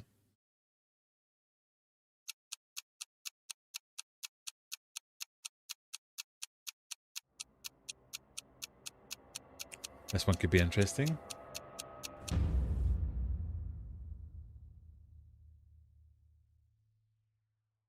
It was Edinburgh Castle. Well done, Lauren. Well done, Stephen P. God, you're close, Stephen. There's everyone else. Oh, everyone else is in Iceland. Applegal, Phlegma, Amrinder, Steve's in Iceland, and Juggler's down in Gibraltar. Oh, a couple of people in Gibraltar.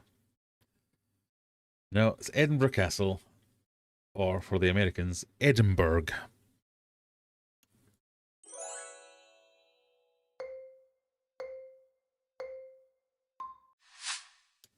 A massive 277-mile long, 18-mile wide, and 1-mile deep gorge carved by the Colorado River about 6 million years ago. Yeah, Mandy, you're doing all right. That is geography after all. Remember.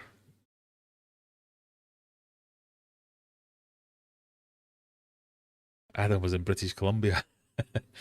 Yeah, I don't think that got any points. This one should be a little easier, surely.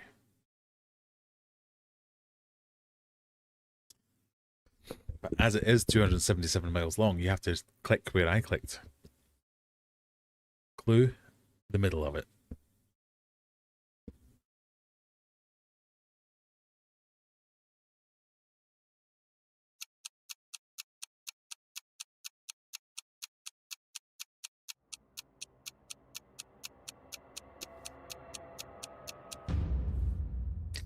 It was, of course, the Grand Canyon. Oh, you're all over the places.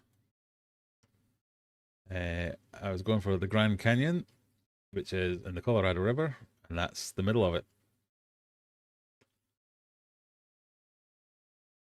Not far though. Error 404, not being mysterious at all, being quite plain. You're all close enough.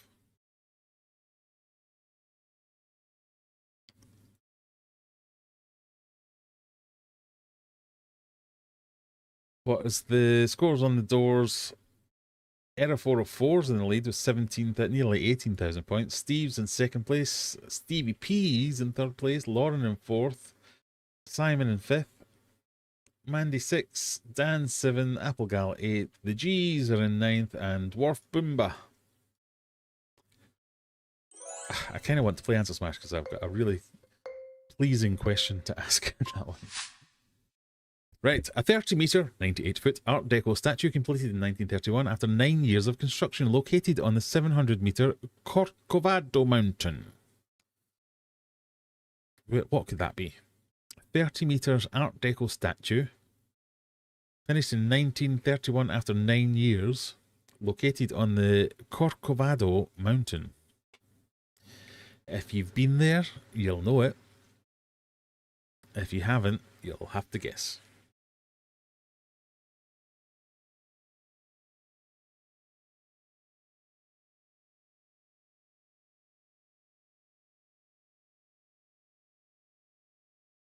And these aren't in any kind of order of easiness to hardness or anything like that.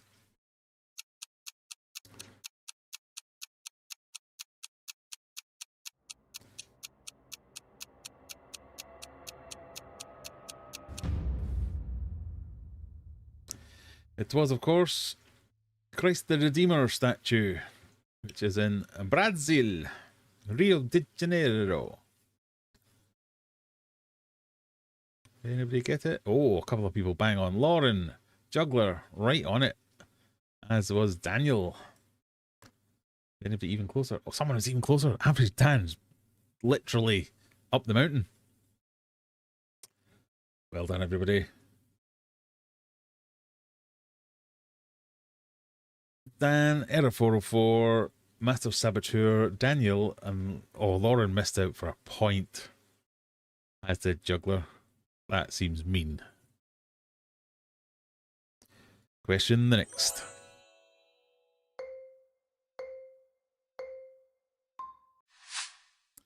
A famous red suspension bridge, often shrouded in fog, connecting a major US city to its northern neighbours.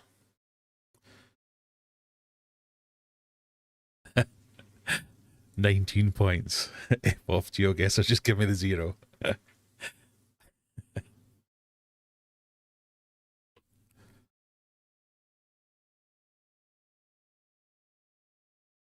Bejeebus statue, that is the one.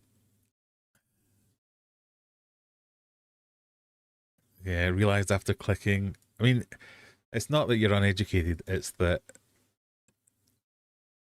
they're written in such a way that as soon as you know the answer, it's like, ugh, of course. Except for the Scotland one. I mean, I was being extra mean because I'm from Scotland.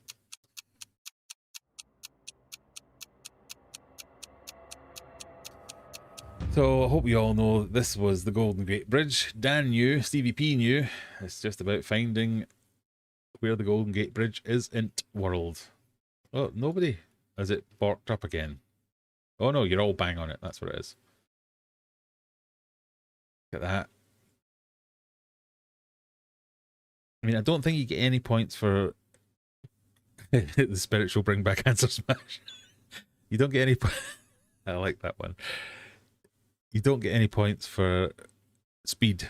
So take the full minute to find the exact center of something. That'll give you all the points. But well done, everybody. That's very good. And Salty Steve, I think you won that one as closest.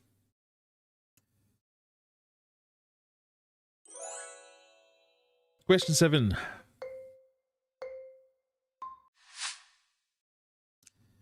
Capital city of the country that produces Honda, Toyota, and Nissan cars.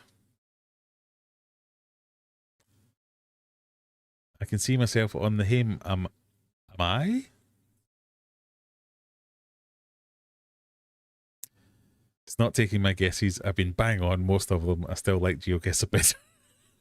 So even when it kicks you out and doesn't let you play, you still prefer this. And that's my main problem with Geogesser and the other quiz ones we've tried, is they're just not consistent enough. And people get the hump, like whoever it was that was here earlier who's now left because the quiz didn't work for them.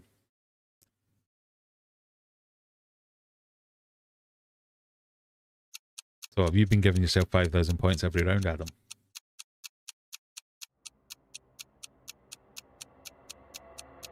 I'll give you special dispensation to type the answer into chat if you want.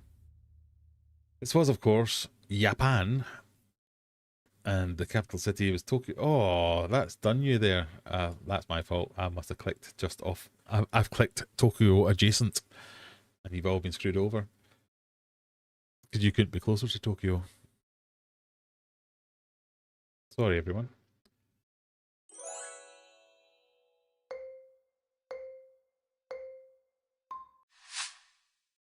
Where did the Pilgrims settle after landing on the Mayflower? That should be landing from the Mayflower, I guess. They were on the Mayflower, and then when they landed, they were off the Mayflower. Yeah, no. You know what I mean. You know what I mean.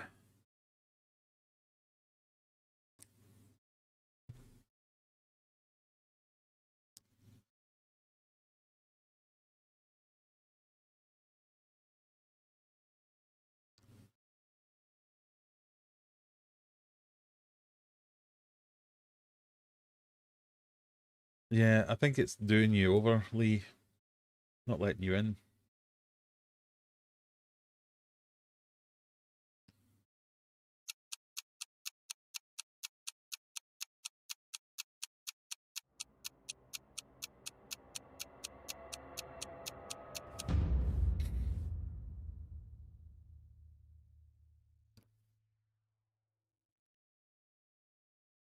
Close, Lauren, but they landed, well, they landed in Cape Cod and then they settled in Plymouth.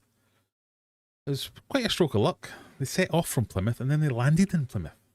Who would have thought that? Well done, everybody.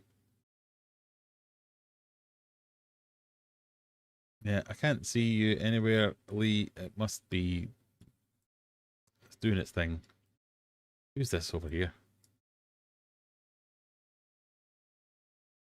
Apple Gals in Providence.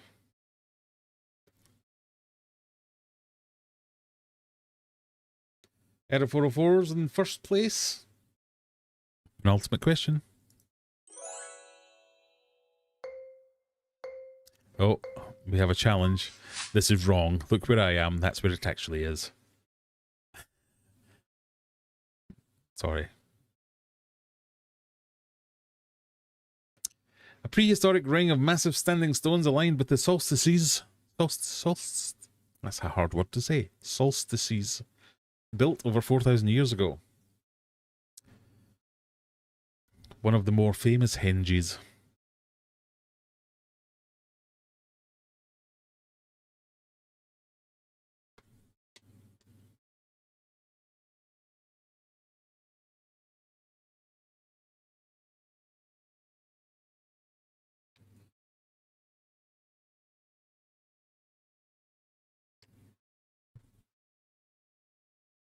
So, as of course Stonehenge.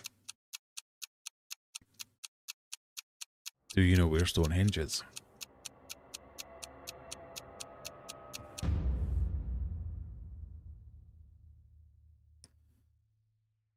I mean, you all knew it was in Britain.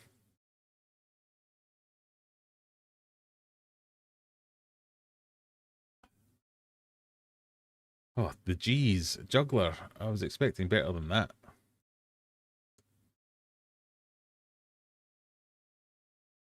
Some of you are bang on it. Lauren's on it. Oh, Master Saboteur and Dan. Couldn't be any banger on her. Oh, no, they could. Error 404 is right on it. Well done, everybody. Stonehenge is there, and then Britain's perpetual traffic jam is there. Or is it there? It's one of these sides. Where everybody goes, nee. Oh, look, it's Stonehenge. Let's slow down. It's the same as it does in the pictures. Nee. Or maybe that's just my experience. Final question.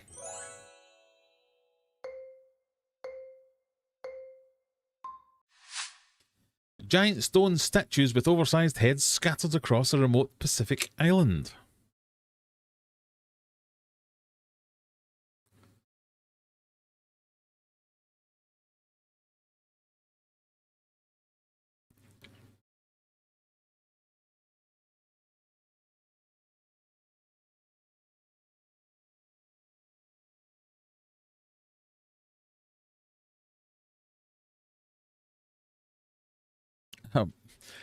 Mary lives where Applegal guessed. There you go.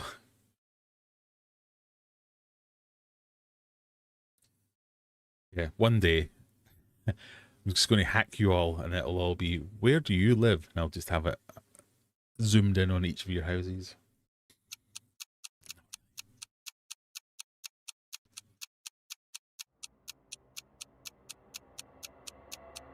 Where is Easter Island? This is a tricky one. I always think it's hard to find. As do you lot. Oh, you're all in the kind of general area. As in, you're in the Pacific. But Easter Island is right there. Well done, Adam. Well done, Salty Steve. Well done, Error 404. Mysteriously getting it bang on again.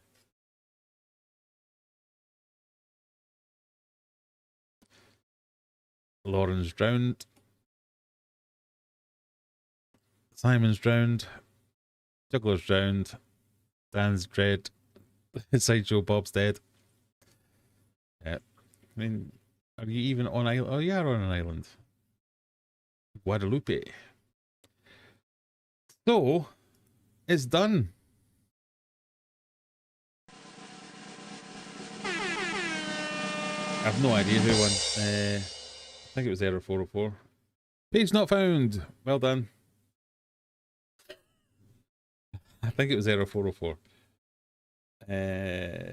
Why has it done that? Can I zoom out? Why are you on 150? There we go. Error 404, Lauren in second, and Salty Steve in third place. And there's everyone else. Mona Lee with 7 points before it stopped letting you in.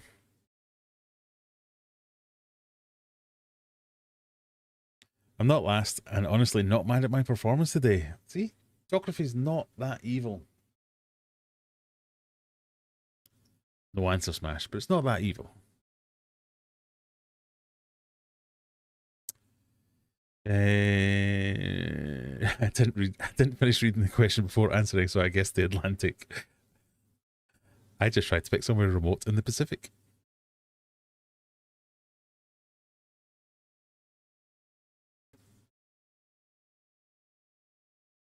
It was a tough one. I mean, it's hard to come up with the geography ones because you do 7 wonders of the world, like the 7 main rivers, 7 great landmarks. It's always in sevens. Why is it sevens? I don't know. And then what else are you going to do? Just drop you in a random village in Poland and say, where are you? Because as much fun as that is for some people, everybody else hates it. So it's tricky. So we have reached 22:47. We've got 22:48. We have 12 minutes left. Do you think we could squeeze in an answer smash? Or do you want to hear me rant and rave about some other subject? Answers on a postcard or in chat, preferably. Lauren loves the Geogesser. Is that because you were very good at it, I wonder? My betta fish are getting some attention, so my mind's not full. Hey, we don't need these kind of excuses. It's fine.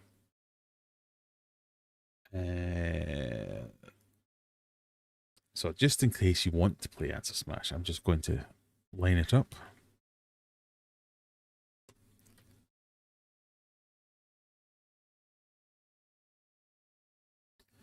I should do a poll, but I can't be bothered. I'm just going to insist you type it in chat if you want to play.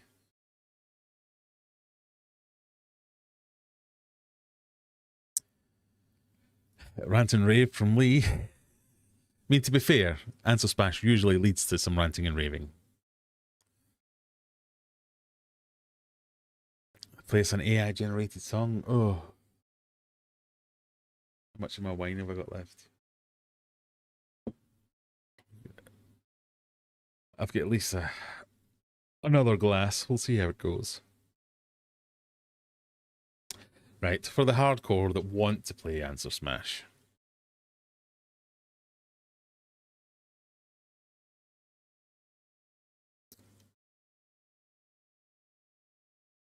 There's the link.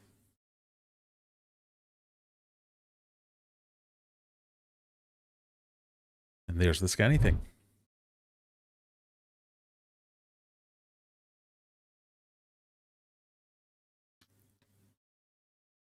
But I'm warning you, I'm going to be very restrained. I'm not going to get upset. I will not burst any blood vessels. Just not worth it.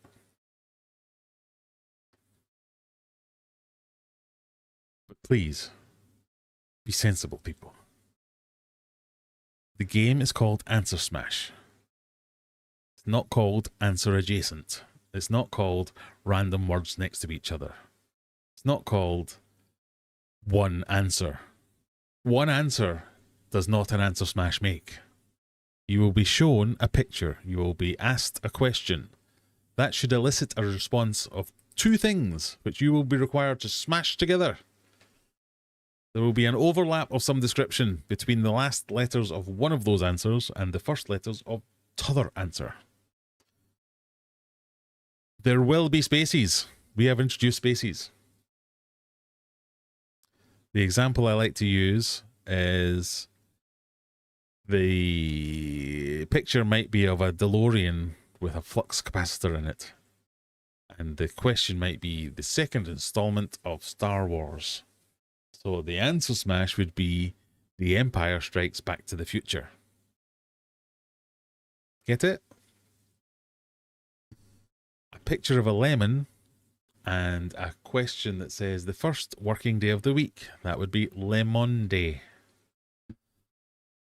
The M-O-N of lemon and the M-O-N of Monday.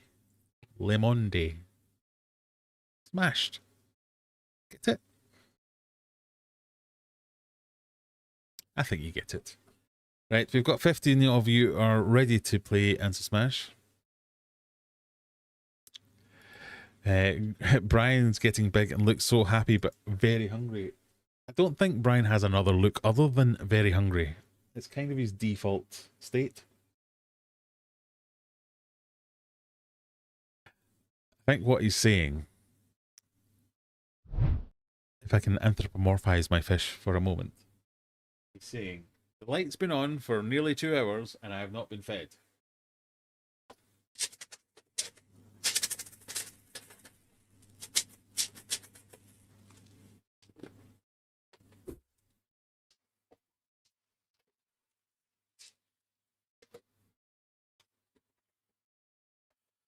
There you go. Keep him happy for a minute. Right, ready to get into this, everyone? We're going answer smashing. We have 16 competitors. Best of luck to all of you. 10 seconds to go. Remember, I will not punish spelling. I will not punish grammar. But if you say something stupid, I'm not going to punish anything. Have fun. This is all about having fun. A domesticated one-toed hoofed mammal belongs to the taxonomic family Equidae and is one of 2 extant subspecies of Equus ferus.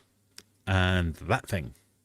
Now remember, the picture might be the first part of Answer Smash, or it might be the second part. Already. Is Teresa here?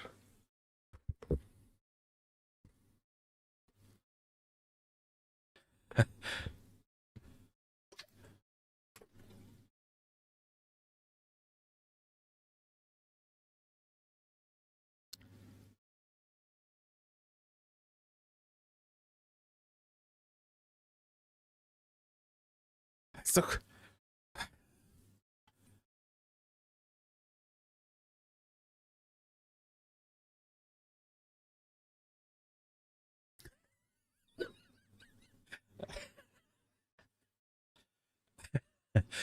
okay. A domesticated one-toed hoofed mammal belongs to the taxonomic family Equidae and is one of 2 extant subspecies of Equus ferus. Is a horse, and that is an anchor. So the answer I was looking was anchors. Anchor horse. Anchor horse. What's an ank horse? What's an ank? Or did you think anchor was spelt ank-hor? Ah, if that was a C, that would make sense. Okay, that might be a dyslexia thing. Okay, I'm going to give you that. Lamb anchor, however.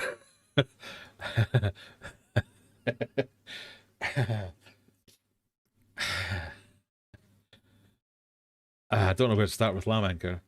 Anchor sloth, that's just anchor and sloth next to each other. Anchor rabbit is at least smashed. That is an answer. It's wrong, but it's an answer smash. Anchor sloth, no, minus 100. Who did anchor sloth?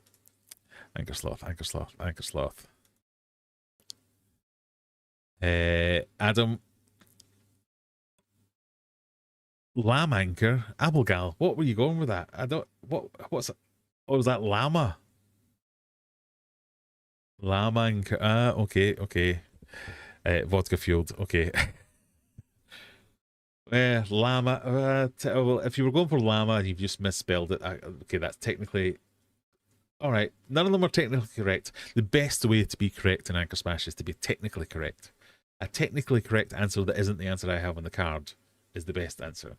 But I am going to give you Ank Horse, because I think that might just be a misspelling of anchor. Lamb anchors get nothing. Anchor sloth, nothing. Anchor rabbit, nothing.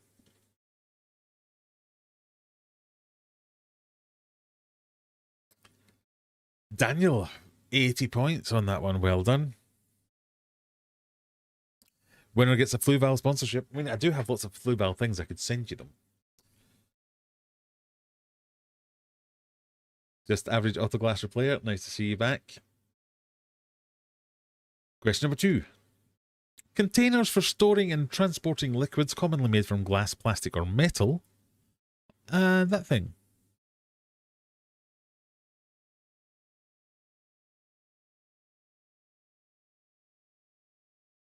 So remember, speed is of the essence with this one.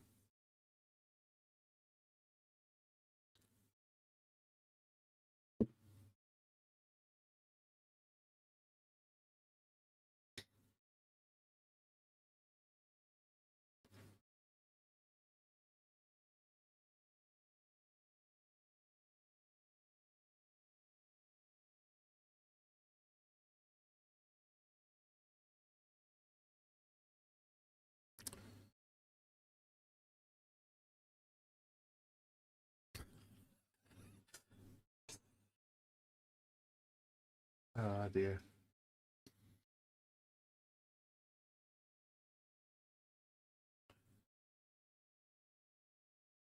Right. Containers for storing, transporting liquids commonly made from glass, plastic, or metal. I was going for bottle, and that is Lego. I mean, barrel Lego is dangerously close to being technically correct.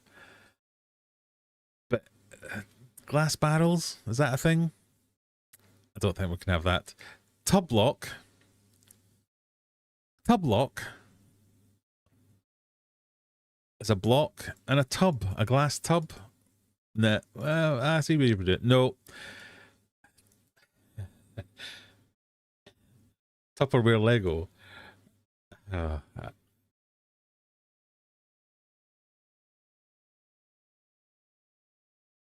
like Tupperware Lego. Legood, no. Lego cup, no. Lego, no idea. I mean, I'm tempted to give Tupperware Lego some points. I like the idea of. No, you get nothing. Bottle Lego, that's it. Bottles are made of metal. Oh, well, yeah. You can get metal bottles. Like, water bottles that my kids take to school. They're made from metal. Can you get metal barrels? Glass barrels. I've never seen a glass. No, you can't. Mine was tub lock. I did not come up with a bottle for some reason.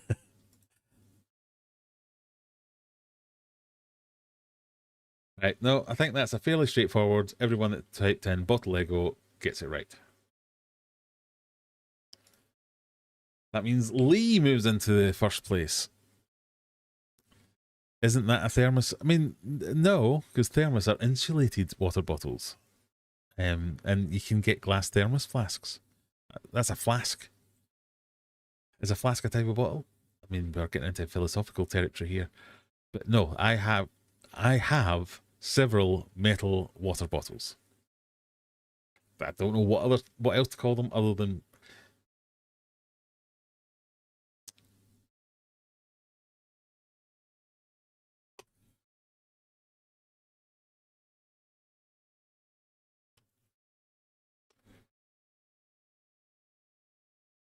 yep. ChatGPT's never wrong. Question number 3. Like a ukulele, but bigger with 6 strings. And that thing. So this is a bit of a flip on last week's question. Like a guitar, but smaller with 4 strings. Giving it away.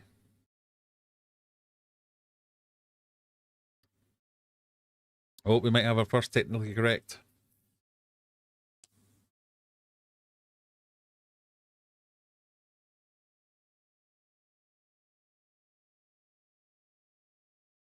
Like a ukulele, but bigger with 6 strings.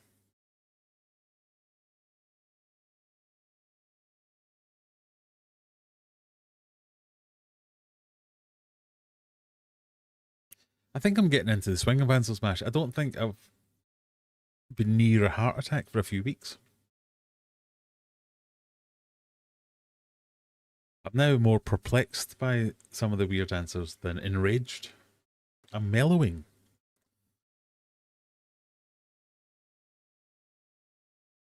A ukulele but bigger with 6 strings, guitar, and that is a target, but it's also an arrow. So I think guitaro, 4 people are technically correct. Bull tear, no idea what that means. Guitar it, no idea what that means. Bullseye, that's what? Bullseye band? No. I'm giving you guitaro as a correct answer, and you're all getting extra points for being the best kind of correct you can be, which is technically correct. So those people, guitaro, that is the spiritual reefer, guitaro. The G's, Amrender, and Applegal are all getting extra points. I need to remember all those people. Applegal. Players, right. I'm going to give you an extra... What's easy to add up? Well, Spiritual Reaper's got 25 points, so I'm going to give you an extra 75 points because that's easy to add up. Hey, I've forgotten everyone else now. Who else was it? Applegal, you've got 117. Let's call that 180. Amrender, 157, so let's call that 220. Close enough. And was there someone else? The G's, I think it was. 135, let's call that 200. Nothing if not consistent. Question 4. Where you might practice or train in martial arts. And that thing. Funky pair.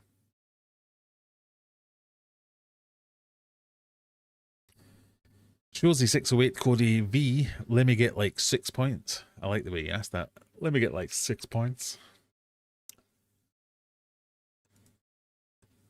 I don't see a Cody V, so no.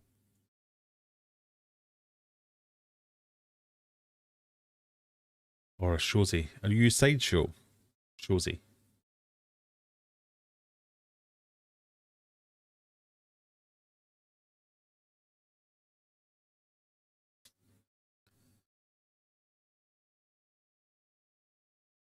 Down with that sort of thing.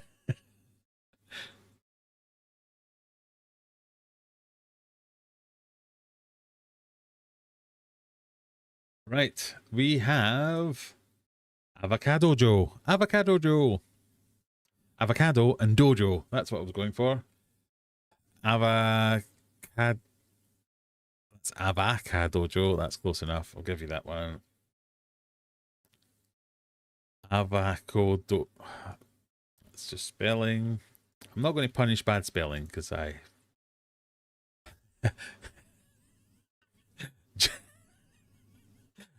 Mango.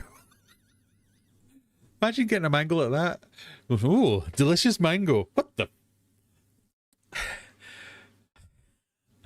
Avocado Joe. That's bad spelling.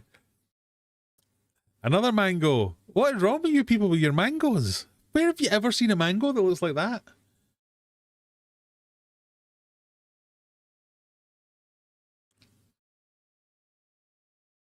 Dan Avocado. That's just Dan and Avocado. Avocado Joe. Well, that's close enough. Avocado. Yeah, close enough.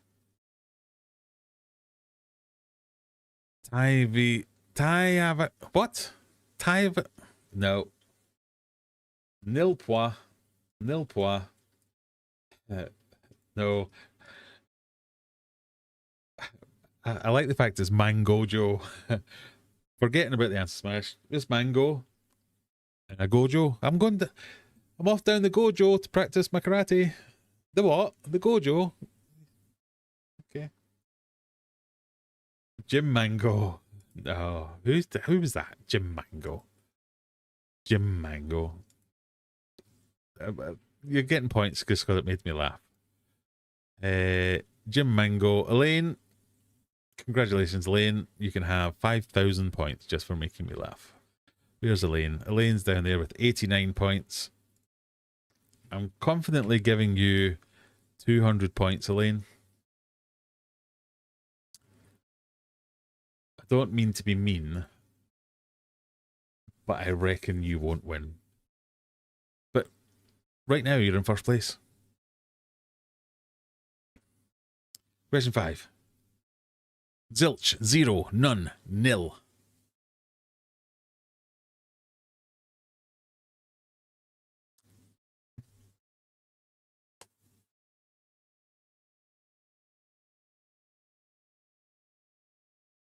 Oh, we might have a couple of technically corrects.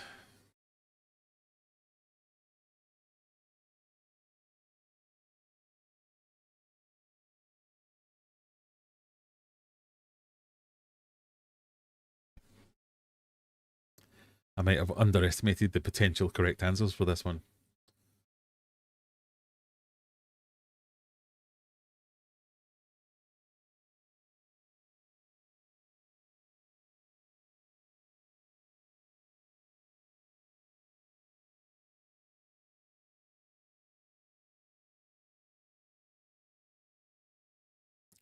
Not one of you's got the actual correct answer.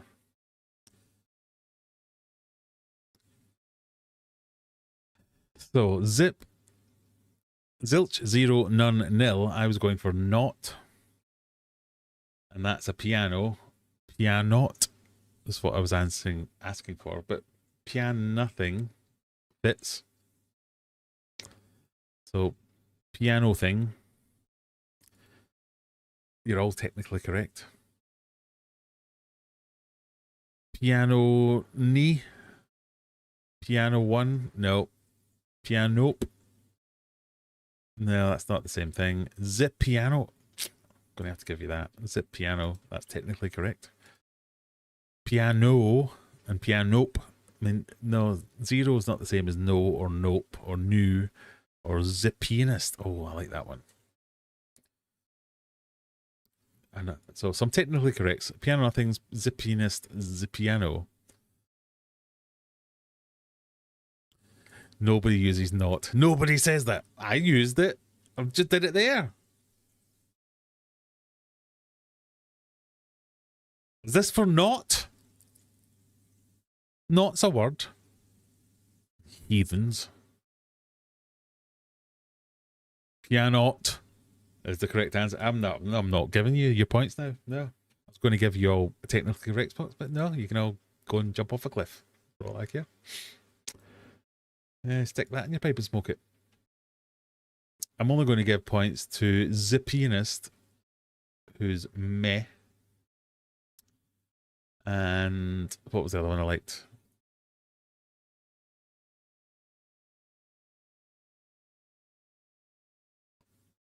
the piano.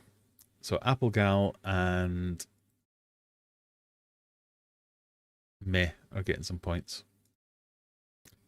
Applegal's on 335. I'm going to give you 390.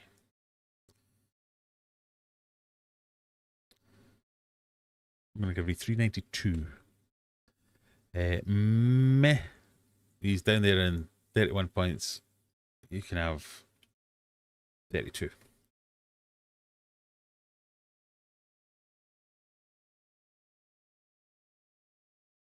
But you're British. What do that? What do you even know? It's a word. It's in English.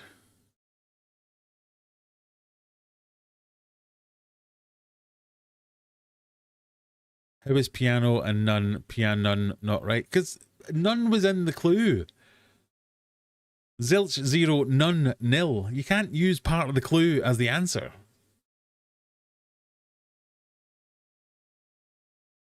So, no.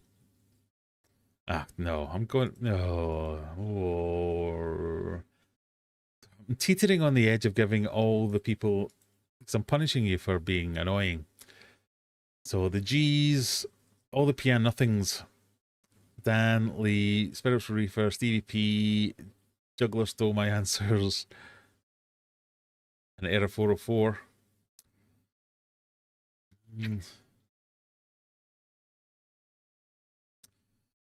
I'm going to give however many I can remember of you extra points.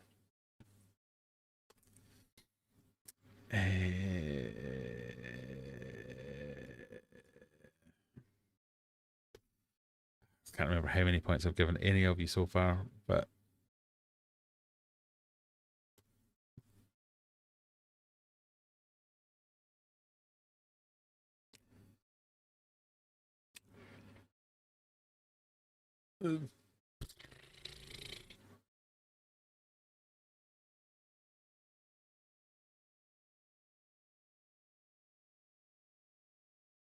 I don't know. There you go.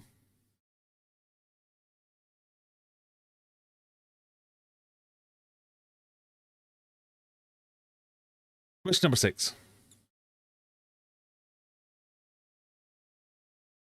Who had a 1984 hit with Agadoo? All Americans are now going, you wanker, Graham. No. Well, maybe...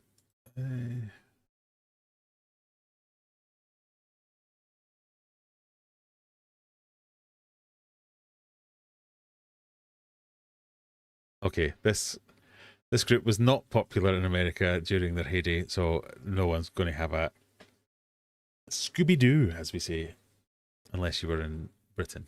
So I apologise. All Americans get a free gratis 50 points just for... If any American gets this, 500 points. If it helps, another one of their hits was Superman. If you were about my age and you ever went on a caravan holiday or a Butlins holiday or any kind of activity camp type style, you will have danced to this. Someone will have made you do a dance to this.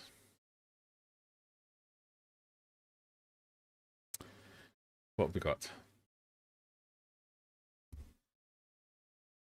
We have 2 actually correct answers. Black Lace sang Agadoo. Push pineapple, shake a tree. Agadoo, do, do. Black Lace was the band, and that's the Ace of Spades. Black Lace of Spades. Black Lace, I mean, that's just half an answer. Geogesser.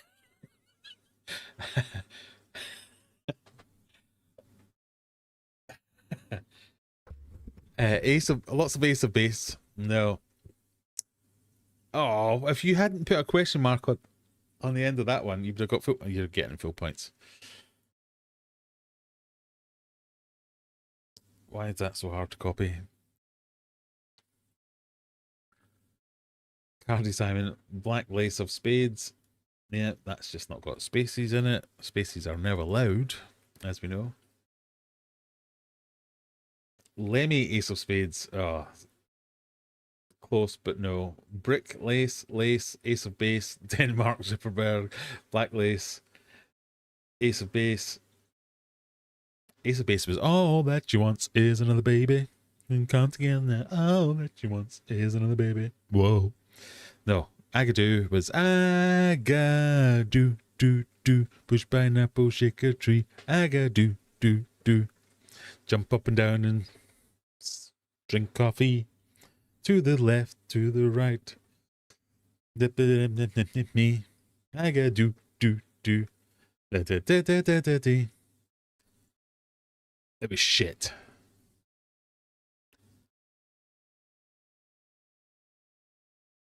Black lace of spades.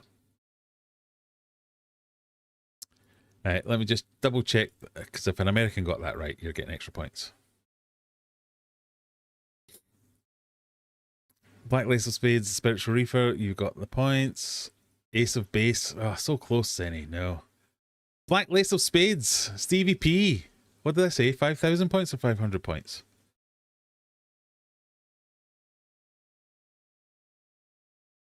Ace of base, black lace. Oh, Steven's fessed up. Don't give me 500 points. I googled it.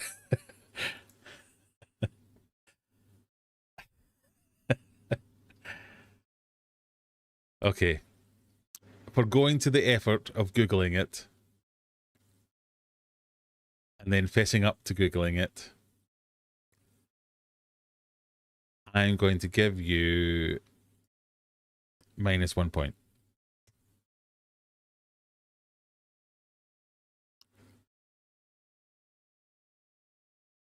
Question 7. Central section of a book or the backbone of an animal. And that thing.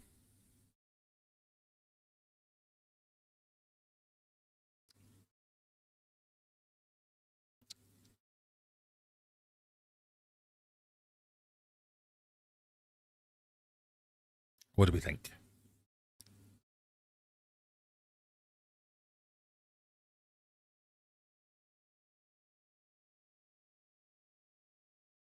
Yeah, when I said Americans, I should really have said any non-British people.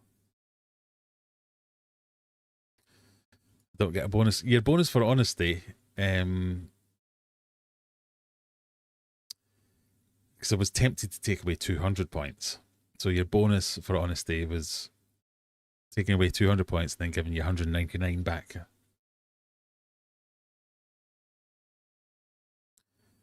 No, you're right. You deserved a bonus point for honesty, so I'm going to give you 1 extra point. Spineapple. That's what we were going for. The book and backbone of an animal is the spine, and that is a pineapple. Spinapple. That's just spelling, I'm sure. Climax apple. What? Climax apple? I'm intrigued. I need to know more. Climax apple? What do you mean, Adam? What?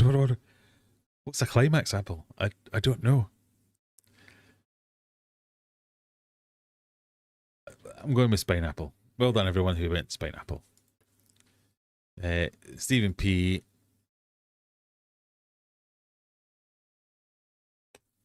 There you go. I've added 2 points on, which is giving you back the one I took off and adding 1 more for honesty.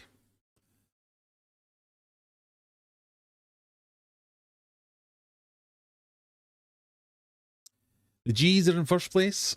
Apple Gal's in second. Stevie P's in third. Jenny McZinger. That's some of the letters that I meant to say.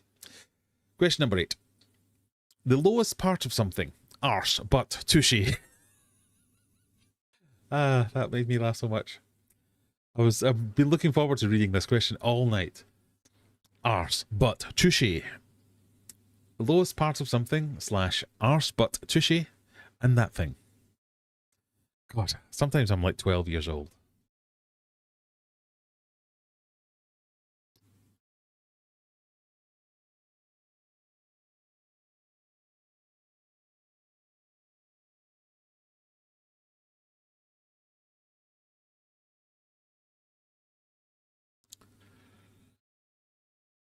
Similar to none being in the question, if you have put but tomato, you're not getting points.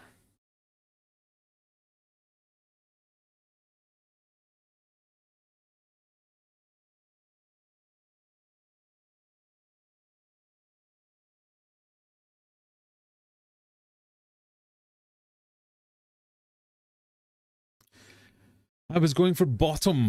The lowest part of something, arse but tushy, is your bottom. And that is a tomato. Bottomato is what we were after. So, buttomato, you're not getting that because but is right there in the question. No. Bototo. Bototo. Bototo. You're like an angry ninja. Bototo. Bototo. Bottomato. That's spelling. You can have that. Oh, bottomato. Tomatoes. Tomatoes? There's one singular tomato and you put tomatoes. Is that because you think the bottom of something is toes? And you think tomato spelt with an E? Or just toes? Oh, well, okay. I wind back in my ridicule. Tomato gooch. This game to your stream, tomato. No, bottomato is the correct answer. Well done, everyone. 0 extra points that round.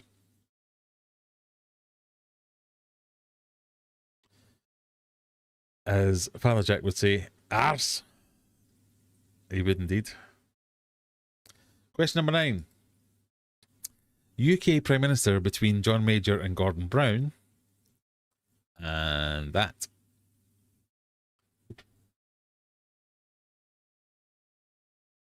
Good Lord, if that gets clipped. What have I said? What did I do? What did I do?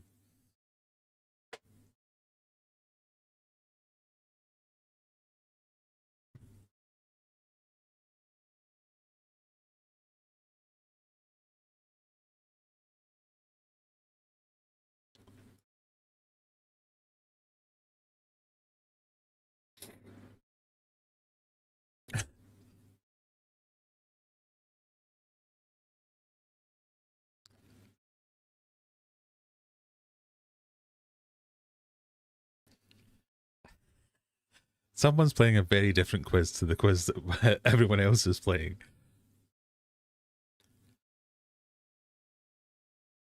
So, UK Prime Minister between John Major and Gordon Brown was Tony Blair. I would have accepted Blair Hockey or Tony Blair Hockey. Oh, that's just spelling, so we'll give you Blair Hockey.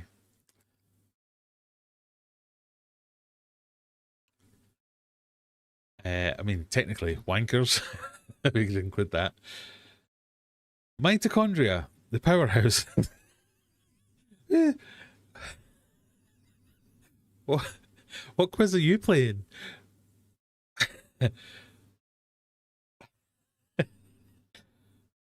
Hockey? Hockey? Tony Bly? That's just over-eager typing. I'll give you that. Tony Blair Hockey. Iron Lady? No. Jack Pilkington Air Hockey? No. Jack Pilkington? Who the feck is Jack Pilkington?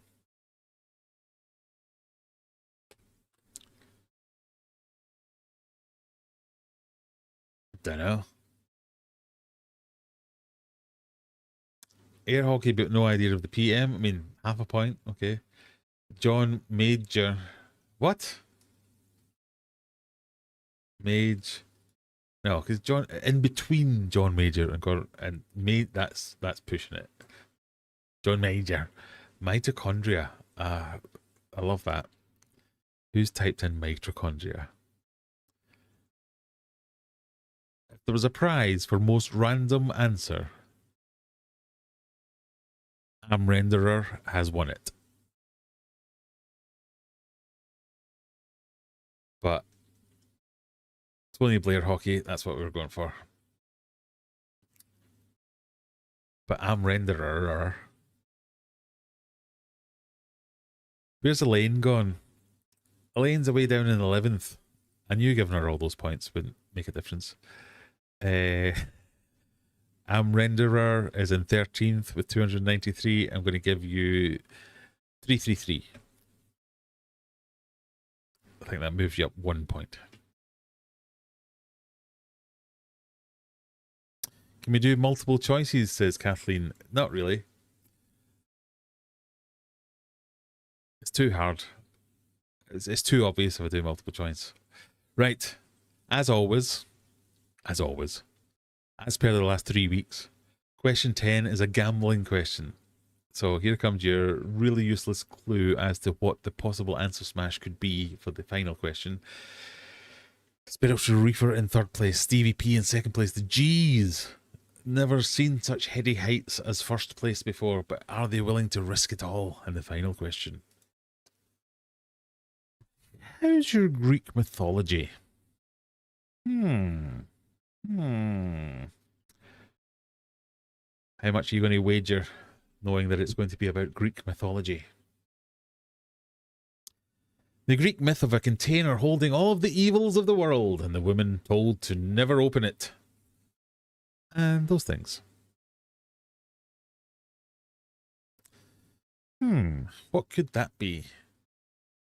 Harry's never been in the top 3. Is he going to be in the top 3 after the end of the round?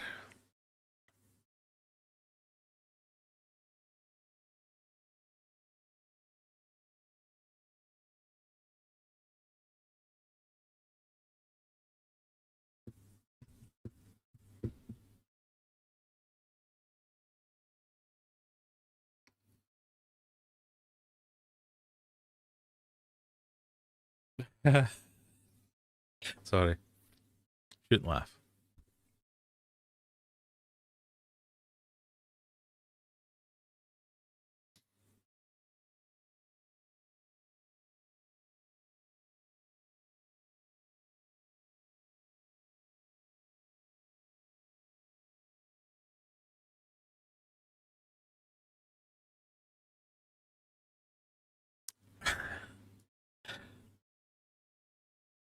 The Greek myth that we were looking for was Pandora's box.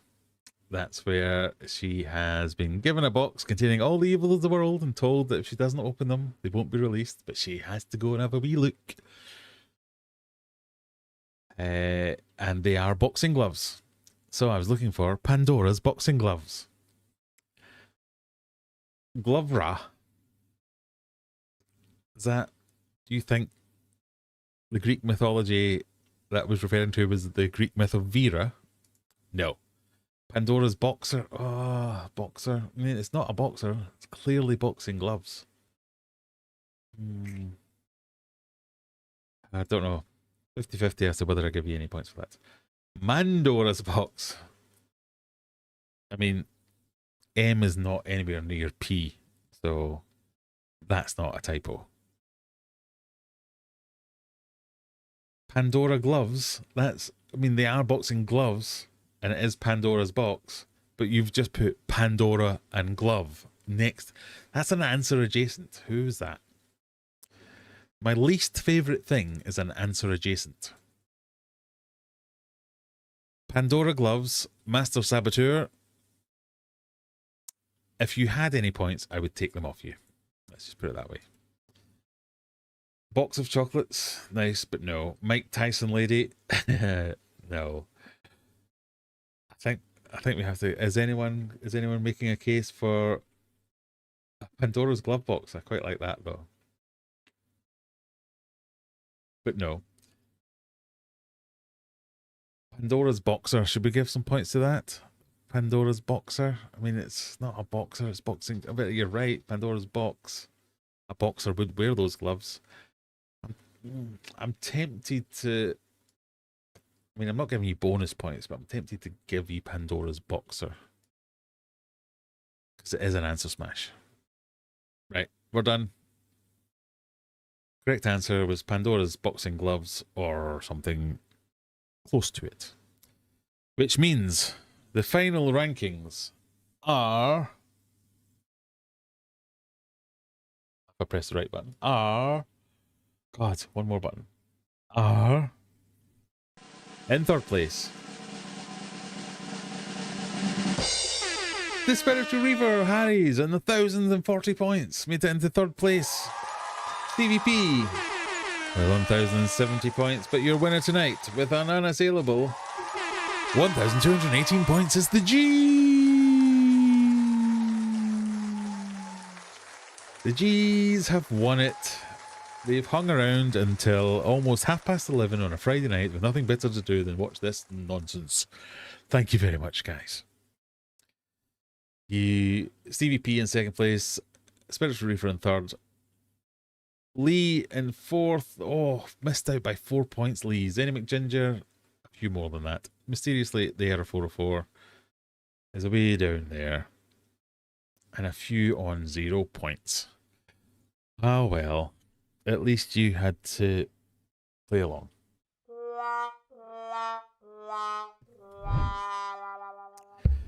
Right, we have cracked on a little bit past my allotted time. Does anybody still stream after me? I can never remember that. Is there anyone streaming right now?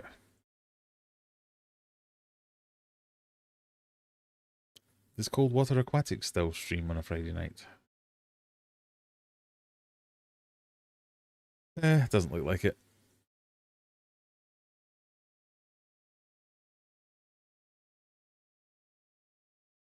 Should we go on for another couple hours? No. No, we should go to bed. That's what we should do.